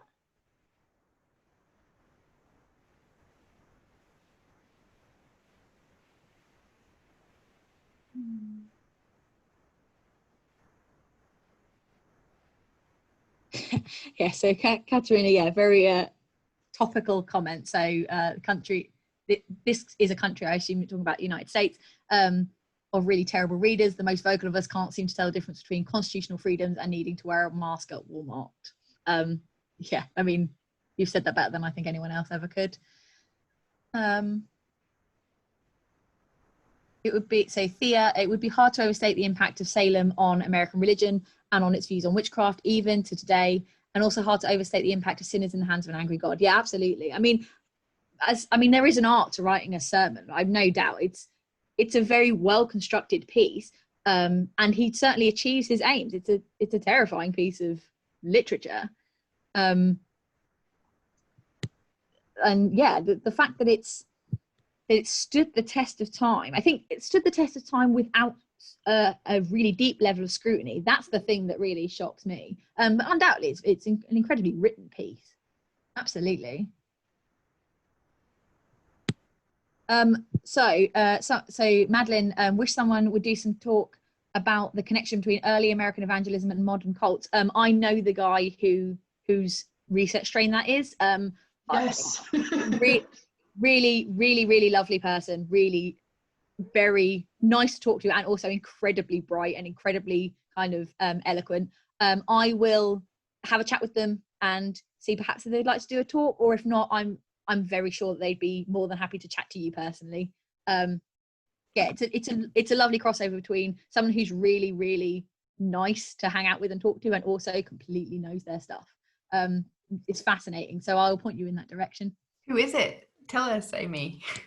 It's someone I met on Twitter, and now so names are my absolute worst thing. They go out of my brain like a sieve. So their first name is Jonathan. Their surname is O'Donnell. It's O'Donnell. Got it. Came to me. Yeah, and they're in the process of writing their monograph, which no doubt will be spectacular. But yeah, lovely person. Nice to talk to about like TV shows and kittens, but also about a very interesting research stream. So yeah, I will tag them.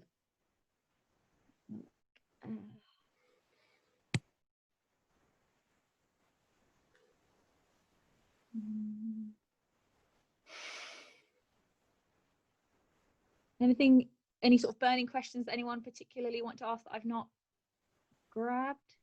I don't think so. I think you caught most of the main points that people raised. Yeah. Okay. Again, I'm more than happy to either stay later and answer questions in person, or you've got my Twitter handle. Message me anytime, either publicly or privately. I'm very happy to chat about anything and everything, because we're in lockdown, so why not do that? Let's go back to sharing screen. Lovely. Okay, so onwards. There we go. So the last, but by no means least lecture focus that I'm looking at today is Frontier Madness. Now, of the three focuses we've considered today, Frontier Madness is the one that's developed most over the course of the canon, in my opinion. And that's simply because the United States is no longer a frontier nation and hasn't been since 1912. The fact that it's 1912, it's not that long ago. Like, we always think of the Wild West as being forever ago, but actually it's the same time that the Titanic went down. It's not that long ago.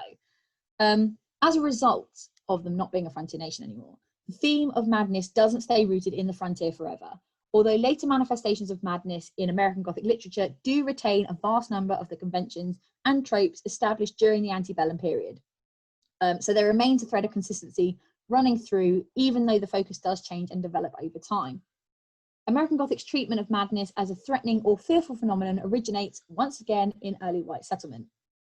In 1630, 62 years before the Salem witch trials, and 146 years before the American Revolution, a guy named John Winthrop gave a sermon called A Model of Christian Charity to a group of Brits who would become some of the first members of the Massachusetts Bay Colony. In this sermon, Winthrop promised that America would be as a city upon a hill, the eyes of all people upon us. On the one hand, this is a quote from Jesus's Sermon on the Mount from the Bible, from the Bible. And so this is quite self-aggrandizing of Winthrop to align himself as almost the new messiah of America. Like, there's a big ego boost in that claim. On the other hand, the notion of America being a city upon a hill is quite a powerful one, especially given what we already know about the Puritans and how they believed themselves to be better Christians than anybody else. As a city upon a hill, Winthrop claimed that America would stand above all other nations as an example of moral and civil righteousness, acting as a beacon to lead the rest of the world. However, this also implies that the rest of the world was watching America at all times, meaning that the American experiment was under constant scrutiny, creating a sense of self-inflicted pressure that only added to the Puritans' extremism. The idea of the city upon a hill is central to American culture. It's one of the most quoted lines in political speeches by presidents from either party. So we're talking Trump, Obama, Bush, Reagan, Clinton, Lincoln, Kennedy. They just rile this phrase out time and again to completely different purposes and trying to achieve completely different ends, but it's the same quote time and again.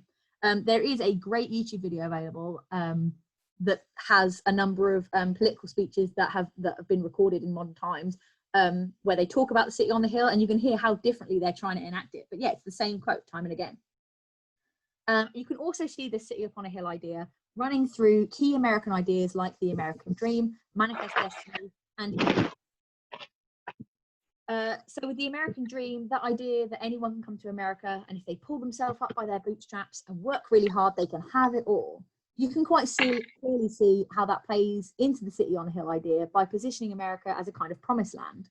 Manifest destiny, for those who are unaware of the term, is a kind of prophecy-esque philosophy that claims that America was destined to be colonized and conquered by whites. So it was all a question of fate and God's will. And America would then go on to take over the rest of the world. That's kind of what the idea states. The idea of manifest destiny was used as justification for Native American removal, slavery, annexation in the Pacific, wars with Mexico, Japanese internment, and so on and so forth. And of course, the space race is a somewhat self-explanatory example, right? America just had to be the best and the biggest and set an example for the rest of the world at the same time that they made sure everyone knew how much better they were. So in just those three examples, we can see how the idea of the city upon a hill permeates a number of key American ideas and practices, centuries after Winthrop made the initial claim. However, this notion becomes quickly Gothicized by doubts regarding the true nature of early white settlers and the American character more widely. As we saw in the Salem witch trials, those purporting to be the most moral and the most pious people in the community turned out to be completely corrupt and responsible for the murder of a number of their neighbours. In much the same vein, many New Americans were asking themselves what would happen if, instead of creating a new nation of morally superior individuals, the settlers had in fact shipped all of the crazy people over to a secluded landmass together and then left them alone to battle it out between them. Kind of almost early battle royale Hunger Games thing going on here. What if, rather than a city upon a hill, America was actually in effect a secluded asylum, far enough away from their European family that no one would ever come and save them, but also close enough that their own self-destruction would be played out in front of the global family to witness as an example of how not to do things. So the potential threat of America being this vast collection of crazy white people, coupled with the very real, disturbing and disorientating effects of being effectively in the wild of a country you don't know, with animals you've never seen before, native peoples you've heard terrible things about, and the fact that you could quite easily go for years without seeing anyone outside of your immediate circle, very kind of early lockdown style, created this dark underbelly of fear beneath the city on a hill idealism. And as I say, because the city on a hill idea stuck so strongly, so too did the fear that came along with it. Roll on to the 18th and 19th centuries, and the early developments of psychiatry only worked to fan this flame. The establishment of the asylum system, which was heavily influenced by British psychiatric practices, which were, like, in no uncertain terms, brutal, saw select members of society locked away almost always for life as a result of their diagnosed madness. The problem with these asylums is that they didn't actually provide any medical support or treatment. Rather, they worked more like a prison in the sense that they kept the mad person away from the rest of the community, but they didn't have any kind of rehabilitation system in place whereby they could actually help the people they took in. As a result, people were secluded, mistreated, and brainwashed to the point where they actually did lose control of their senses. And so the whole thing becomes this awful self-fulfilling prophecy whereby being declared mad actually turns you mad in the long run. This is something that Charles Dickens noted during a visit to the Blackwell's Island Asylum in New York, depicted here. And he detailed this in his travelogue American Notes, which again, freely available online and actually a great read. There is also a link here back to that Puritan style of morality policing, in that many people, and women in particular, were institutionalized as punishment for breaking established moral codes. So, for example, having a baby out of wedlock, refusing to sleep with their husbands, being gay, being too politically outspoken, and so on. So there's a connection here between apparent madness and going against the image that America wanted to project to the rest of the world. And that's important given that city on a hill idea. And again, I think there's a modern connection here because this is a process of locking away the types of Americans that are not ideal, that you don't want everyone else to see. And if you have a quick Google of the prison system in the States, it's insane. The number of people in there, the misproportion of African American people who are put into long-term prison sentences for incredibly minor offences versus the actual portion of African Americans in the country is astronomical. Like, it's definitely worth looking into. And I think it's connected to this kind of ideology and morality policing and hiding people away. So with that in mind, let's move on to Edgar Allan Poe, who is undoubtedly one of the most famous, most read, and most enduring American Gothic writers ever. Now, when we're talking about the context of madness, it has to be said that Edgar Allan Poe was himself a pretty weird fella. There's no real way around that. And he has this big reputation for being this kind of deranged genius, which isn't necessarily inaccurate. What I think isn't very highly publicized is that this derangement didn't come from nowhere. He had a really, really turbulent upbringing, in which his father abandoned the family, his mother died, and his foster family operated a dizzying regime whereby they alternatively praised every single thing he did and rigorously disciplined him for seemingly mild childhood offences. And so he was constantly in a whirlwind of extremes, like he didn't know which way he was coming or going. And that's a pretty confusing environment for any child, but let alone a child who has already been abandoned and then witnessed the death of their mother. As an adult, his contemporaries often described him as being weird or strange. Nowadays we might say that he was socially awkward, he wasn't great at interaction, but particularly he was interested to the point of obsession in what they thought were bizarre things. So he was really interested in embalming for a while, and this put off potential friendships because he just wouldn't stop talking about it. The troubling thing about Poe, and the thing that he can't be kind of excused for, is that he married his 13-year-old cousin when he was 26. This at the time was a legal marriage, and Virginia Clem, his cousin and wife, wrote that she was very happy, but there's obviously a power dynamic between the ages there that, and consent issues and whatever else, so he can't be excused for that. The marriage did last until her death from tuberculosis, following which Poe became obsessed with blood diseases and corpse resurrection. He was alcoholic throughout his adult life, and died from a still unidentified circumstance, which may have been a brain swelling condition. It could have been rabies, or it could have been murder, and we still don't know. So even outside of his writings, just as a bloke, Poe is a really interesting point of research, and I would strongly recommend anyone looking to look into his life a little deeper if you get the chance. Poe was a highly prolific writer, and there are so many great stories that I could have picked for the lecture, but I went with my personal favourite because, you know, I can and I will. And I would imagine that this is one of, if not his most famous work, The Telltale Heart. This was published in 1843. Now, whether it's one of his most famous works as a result of a particular Simpsons episode in which Lisa destroys Martin's diorama depicting the tale is yet to be seen. But I have to say, it's one of the greatest examples of unreliable narration you'll ever come across, in my opinion. Poe creates a fantastically eccentric and unhinged character in very little narrative space, and so I think it deserves its reputation regardless of where it comes from.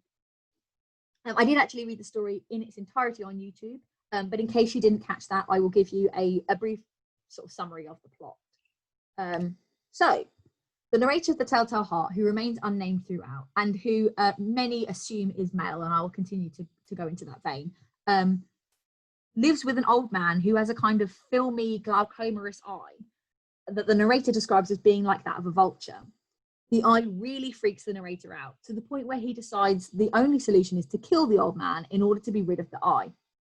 He spends hours each night slowly opening the door to the old man's bedroom, sliding in a lantern, and focusing it on the eye, hoping to find it open so that he can stab it, because he explains that other than the eye, he actually loves the old man, and so couldn't possibly murder him unless he can see the eye and therefore focus on that. So one night the narrator is opening the door, and the old man has his eye open. Jackpot. The narrator strikes, kills the old man, and cuts him up into pieces, and buries him beneath the floorboards of the old man's bedroom. Completely overjoyed and absolutely certain that he's gotten away with it, the narrator answers the door to two policemen, following a report from a neighbour who heard a scream.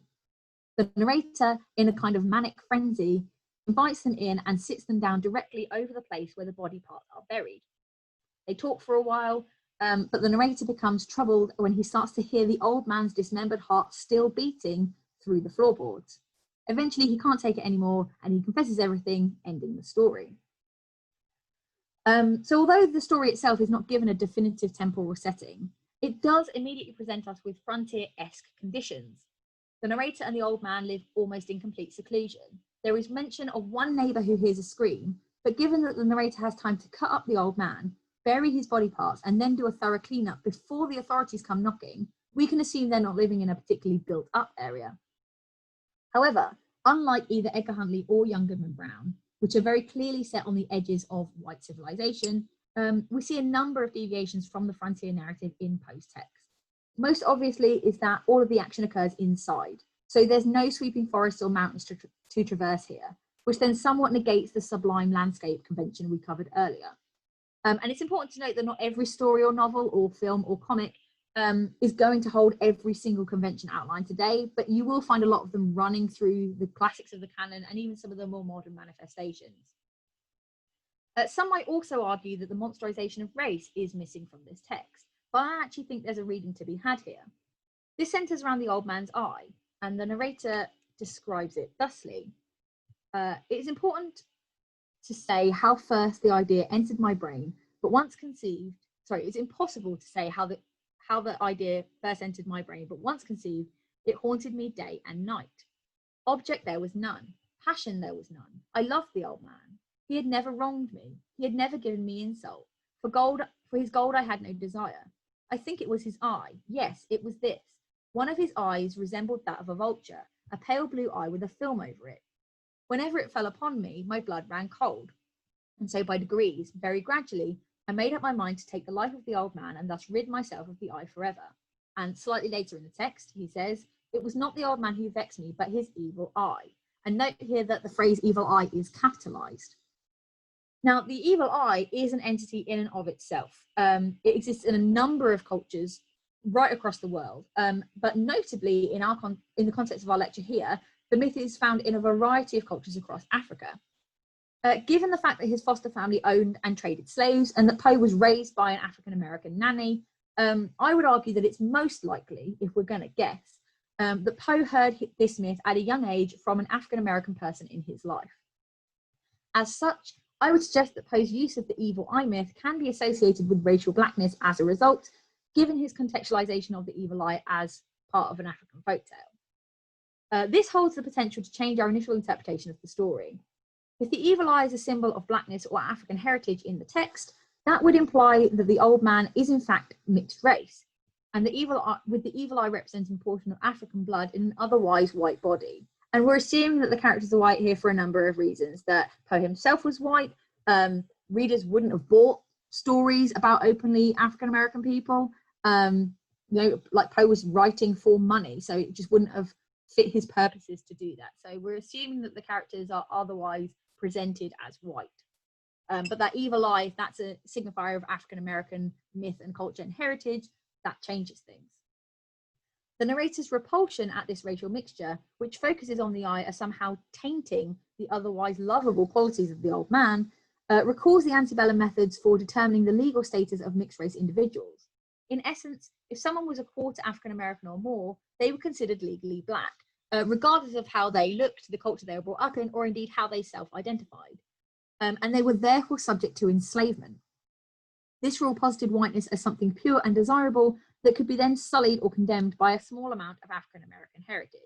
And I don't think I need to go into great detail about how disgustingly racist and kind of supremacist that law and rule is, right? It's very obvious. This law was enacted in order to prevent genuine interracial relationships, which were still illegal. Still happened, but it put a kind of down on things because any children produced would have been legally slaves. And it also protects the slave owners who raped their slaves from inheritance claims by potential future offspring. These laws, which later developed into the one-drop rule, which was law in the 20th century in America, crop up in a lot of American literature through the passing narrative, which is a trope in which a character who looks white and can therefore pass in public as a white person enjoys the social and economic successes that everybody should, until they discover or inadvertently reveal their African-American heritage, at which point they stop being able to pass and everything goes south. These narratives are often very two-dimensional and essentialist in their views on race, although there are some highly nuanced examples by Black writers. So I would position you towards Nella Larson's Passing for a literary example. It's a beautifully written novel and very complex and kind of intellectual in its exploration of racial issues. But also Jordan Peele's Get Out, which turns the tables on the traditional passing narrative by having white people hilariously fail to pass as Black. Poe would have been very aware of these rules regarding legal classifications of race, given his childhood in a slave-owning home. For his narrator then to be repulsed by the evidence of African-American heritage within an otherwise highly loved and respected companion taps into contemporary reactions towards people whom were assumed to be white and then discovered to be secretly Black. This goes some way to explain the level of repulsion felt by the narrator towards the old man despite caring for him deeply. Whilst the narrator likes the old man as a person, he's got to know him, he gets on with him, he openly says he loves him, the revelation of his partial Blackness completely changes how the narrator views him and is enough to make the narrator want the old man dead, particularly given the implied deception that comes with racial passing and the apparent negative effects of the proximity of Blackness had on the supposed sanctity of whiteness. So in light of that reading, we can see the monsterization of the old man via the evil eye as monsterization of race by association, in much the same way that Brockton Brown monsterizes the Native Americans in Edgar Huntley.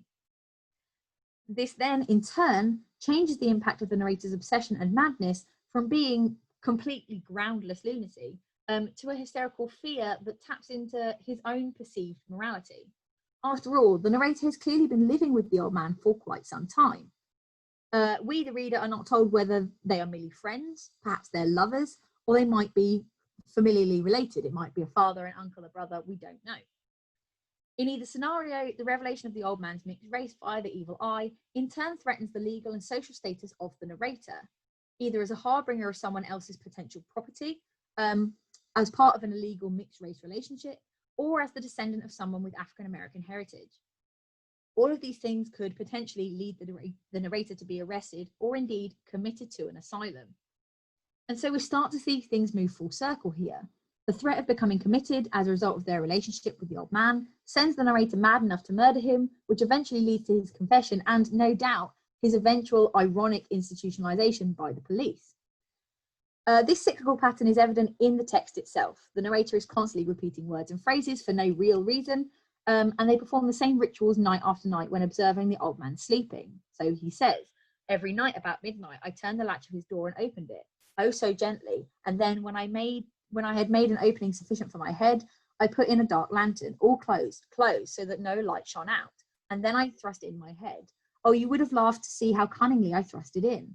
I moved it slowly, very, very slowly, so that I might not disturb the old man's sleep.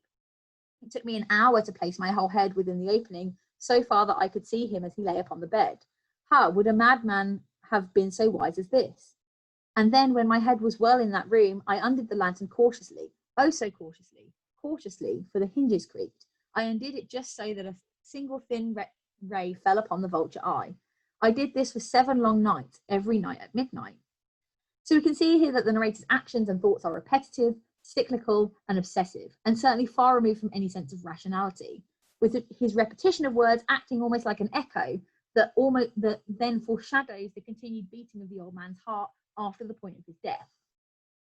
Of course, the convention of small subterranean spaces is met by the enclosure of the story in almost a single room of the house, plus the space beneath the floorboards where the old man's body parts are buried.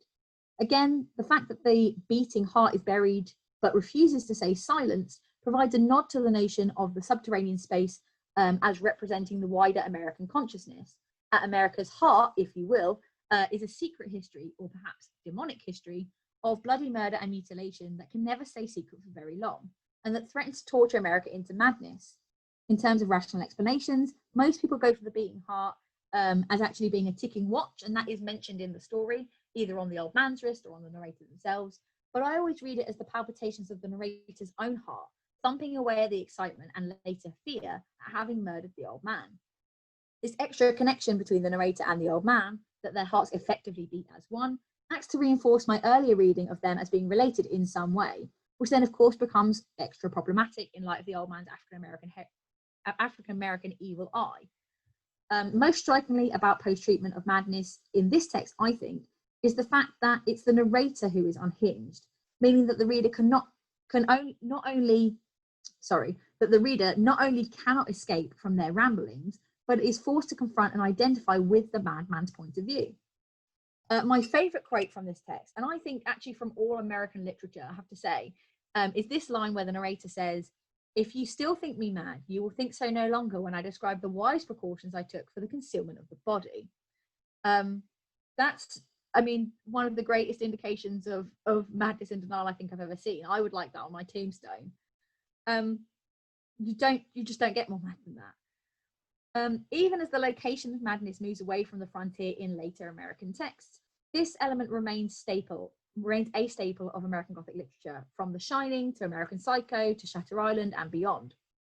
Once again, this assumes a connection or relationship between the madman and the American, the likes of you and I, into the realms of the narrative, creating tension, suspicion, and paranoia over our own sanity, as well as that of those around us, thereby putting us in the position of those early settlers on that city on a hill who were actually worried about the fact that they might be in a land of the crazy. And that's my last seminar break. I've just squeezed in on time with 2 minutes to spare, so I will stop the sharing. And yeah, anyone got any questions or comments? I'll just say thank you very much for coming, everybody. If you have to go, we understand. We're at the end of those 2 hours, so if you have to go, do feel free. You can always contact Amy on the Twitter. You can support her at either of those 2 addresses that I've just sent through. But if you do want to stay, then please do stay for some questions and leave when you have to. That's fine. So yeah, I'm more than happy to speak to people individually or say publicly whenever you like, so it's not a problem. Mm-hmm. Did anyone have any particular questions or anything they wanted to clarify or mention? I had some comments. Mhm. Sure. Okay. And I'm the one of the Americans. I'll turn on my camera. So yes. Hi. Well, first I wanted to say I really liked your talk, and actually it brought up some stuff that isn't discussed very much in American literature classes that I've had here, and also and how we teach the text that you went over. So that was really interesting. Like, I didn't know a lot of the stuff you said. So like about the scalping, I didn't know about that. I've never heard that mentioned before. Or even just some of the different things that you brought up about like Poe. I mean, I took some seminar classes in Poe and Hawthorne, but the racial context is not discussed as much in those particular texts. So that was really interesting to consider. And yeah, actually it makes me want to do a lot more research in those areas. Because normally we mainly talk about the religious aspects. And then maybe like the madness, especially with Poe, because you know, he tends to have a lot of crazy narrators. But yeah, the racial aspect, that's definitely something that I think is not studied as much. So yeah, I just wanted to say, you know, thank you for discussing that. And just, it was really, really interesting. And I actually learned a lot, which, and it's just interesting too to hear a take from someone that's not American. So that's interesting because it just, I don't know, it just feels different. It feels really different because, you know, we're used to studying lots of British literature. But it's rare that I get to hear a take from someone that's not in America about American literature. So that was really interesting, and thank you. No, thank you. They were really lovely comments. In terms of Poe and Rachel readings, there is a fantastic book, and I think it was published in the 90s, but it's still absolutely, I mean, it's not that long ago. I was born in the 90s, but it stands the test of time, and it's called Poe and Race. It has a white cover with a big kind of black, I think it's a raven outline on it, and I'm almost certain it's by a guy called Robert K. Martin. But if you Google Poe and Race, it's only a thin volume, but it's a great launch pad for yeah, like you say, the readings of Poe that aren't often covered. I mean, we get racial readings of the Black Cat as a very surface level. Oh, like, you know, the cat's black, therefore evil. We get that kind of reading. But he lived a vast majority of his life in a household where there were enslaved people working for him, waiting on him, but also he was really close with his nanny. She like taught him, she introduced him to a load of literature. She was actually a very well-educated lady, and so yeah, like he had this really close relationship with her. So why wouldn't he be influenced by that kind of environment, even if he didn't realize it himself? I think it's quite an unusual thing for someone who lived and worked in Virginia, a pro-slavery state, in a slave-holding household, living with foster parents who traded slaves. Why is that historical context not included more often? But yeah, that I'm almost certain the guy is called Robert K. Martin. If the actual author of the book is watching and it's not Robert K. Martin, I do apologize, but I'm like 90% sure that's his name, and it's a great text, so I would highly recommend it. Okay, thank you. I mean, I don't know if anybody's been putting this in the comments. There's quite a lot of scholarship now, I would say, on Poe and Race, and people like Maisha Webster. Has Maisha Webster written about it? She's got the new... Maisha Webster, I don't know if she's, I mean, I've met her in real life. She is the bomb. She is awesome. So like read anything she's written because she's fantastic. I think of Screams from Shadowed Places. I don't know. What am I? I don't know if she's covered Poe or not. She's covered a lot. I can't think off the top of my head that if she's covered Poe, but that doesn't mean that she hasn't. I'll ask her. But yeah, she recently got a global professorship thing at Sheffield. So she's going to be over here for us for the next kind of 4 or 5 years or something. So we've got this like massively brilliant resource that we can tap into there. So yeah, I'll have to ask her. Maybe we can convince her to write a Poe volume. I was wondering just very quickly. I guess I was taking notes or something, or I just didn't follow the point. But I was wondering, is the whole idea that like when you're talking about madness and you're talking about America as an experiment where like all the mad people are here, sort of thing. Are there other scholars who were talking about, is that like an original point of yours, I guess is what I'm saying, or was that like, where can I find further scholarship?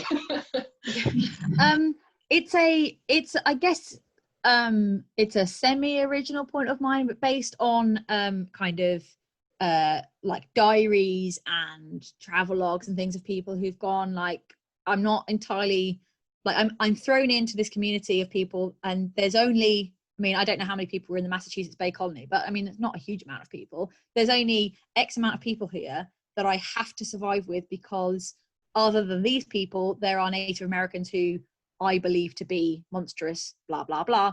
But what if they're not nice? And it is something that came up following the Salem witch trials, that British people, particularly British people still in Britain, were going, look at those guys over there, aren't they unhinged, and you know, what the hell are they doing? Completely negating the fact that we had our own like witch controversies not super a long time before that happened. So again, it's a classic thing of people erasing their own history in order to critique other people's.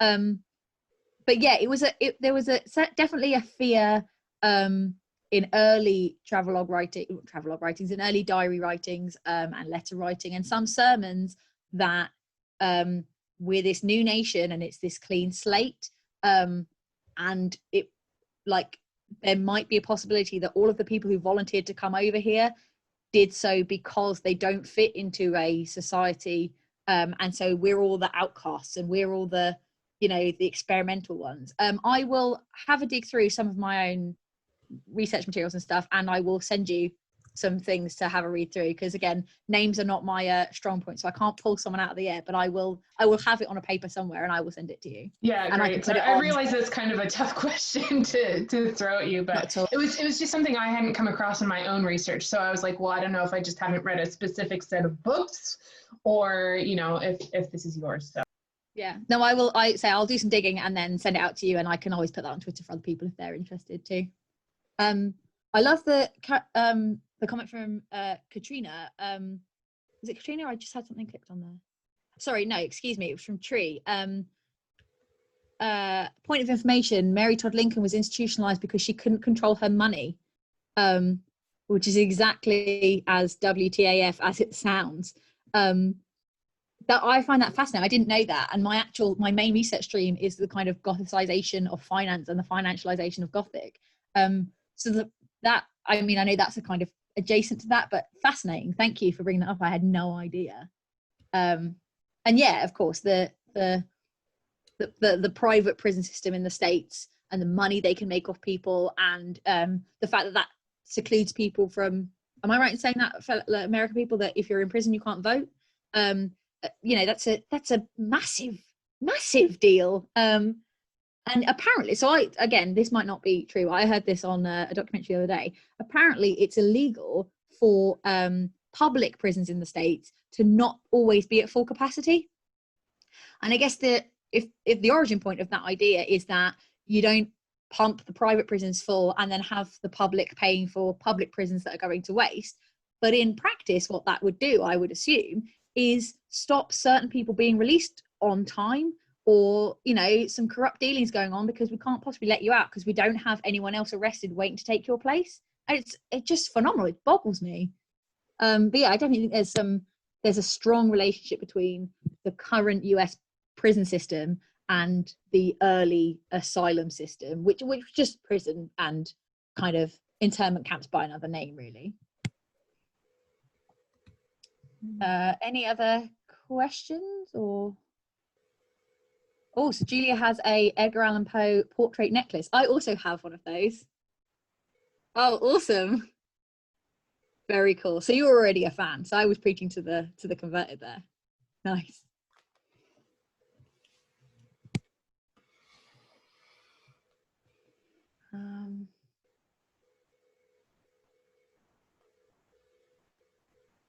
So Leanna Renee, I don't know if you have a double name, so I'll say both. Leanna Renee.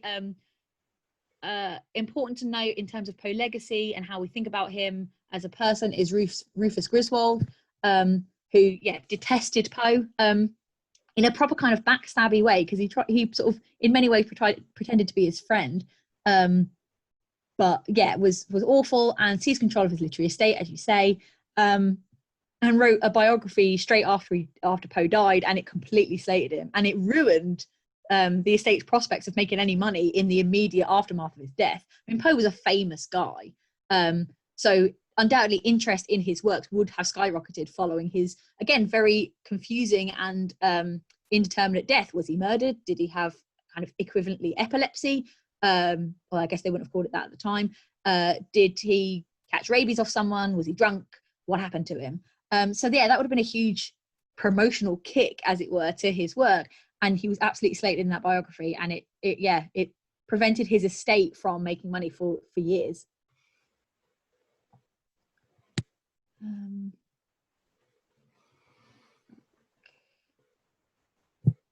Thea has said, we Americans suck at addressing race, even when we're looking at it in literature, and we can only safely blame the author instead of ourselves.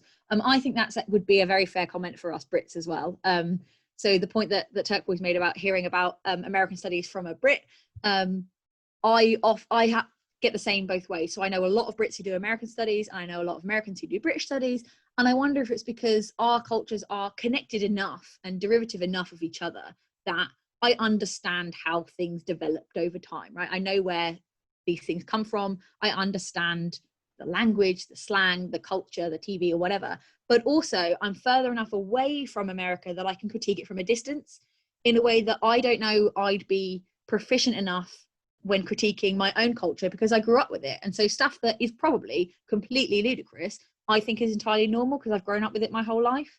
So I wonder if there's something about that for everybody. Like I know some great Australian scholars who are specialists in South African literature, but there's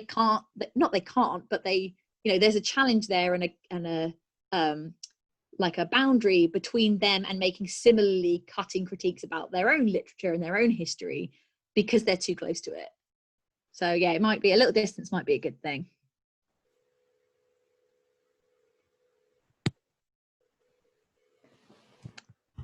So thank you, Poppy. So Romancing the Shadow, Poe and Race, J. Gerard Kennedy. So Robert K. Martin must have done some book that I've read, because I haven't plucked that name from nowhere. But yes, I got that almost entirely wrong. So thank you for correcting me. Fantastic book, well worth buying if you're into buying new books. But I would be surprised if that wasn't in libraries, because it's a really great read.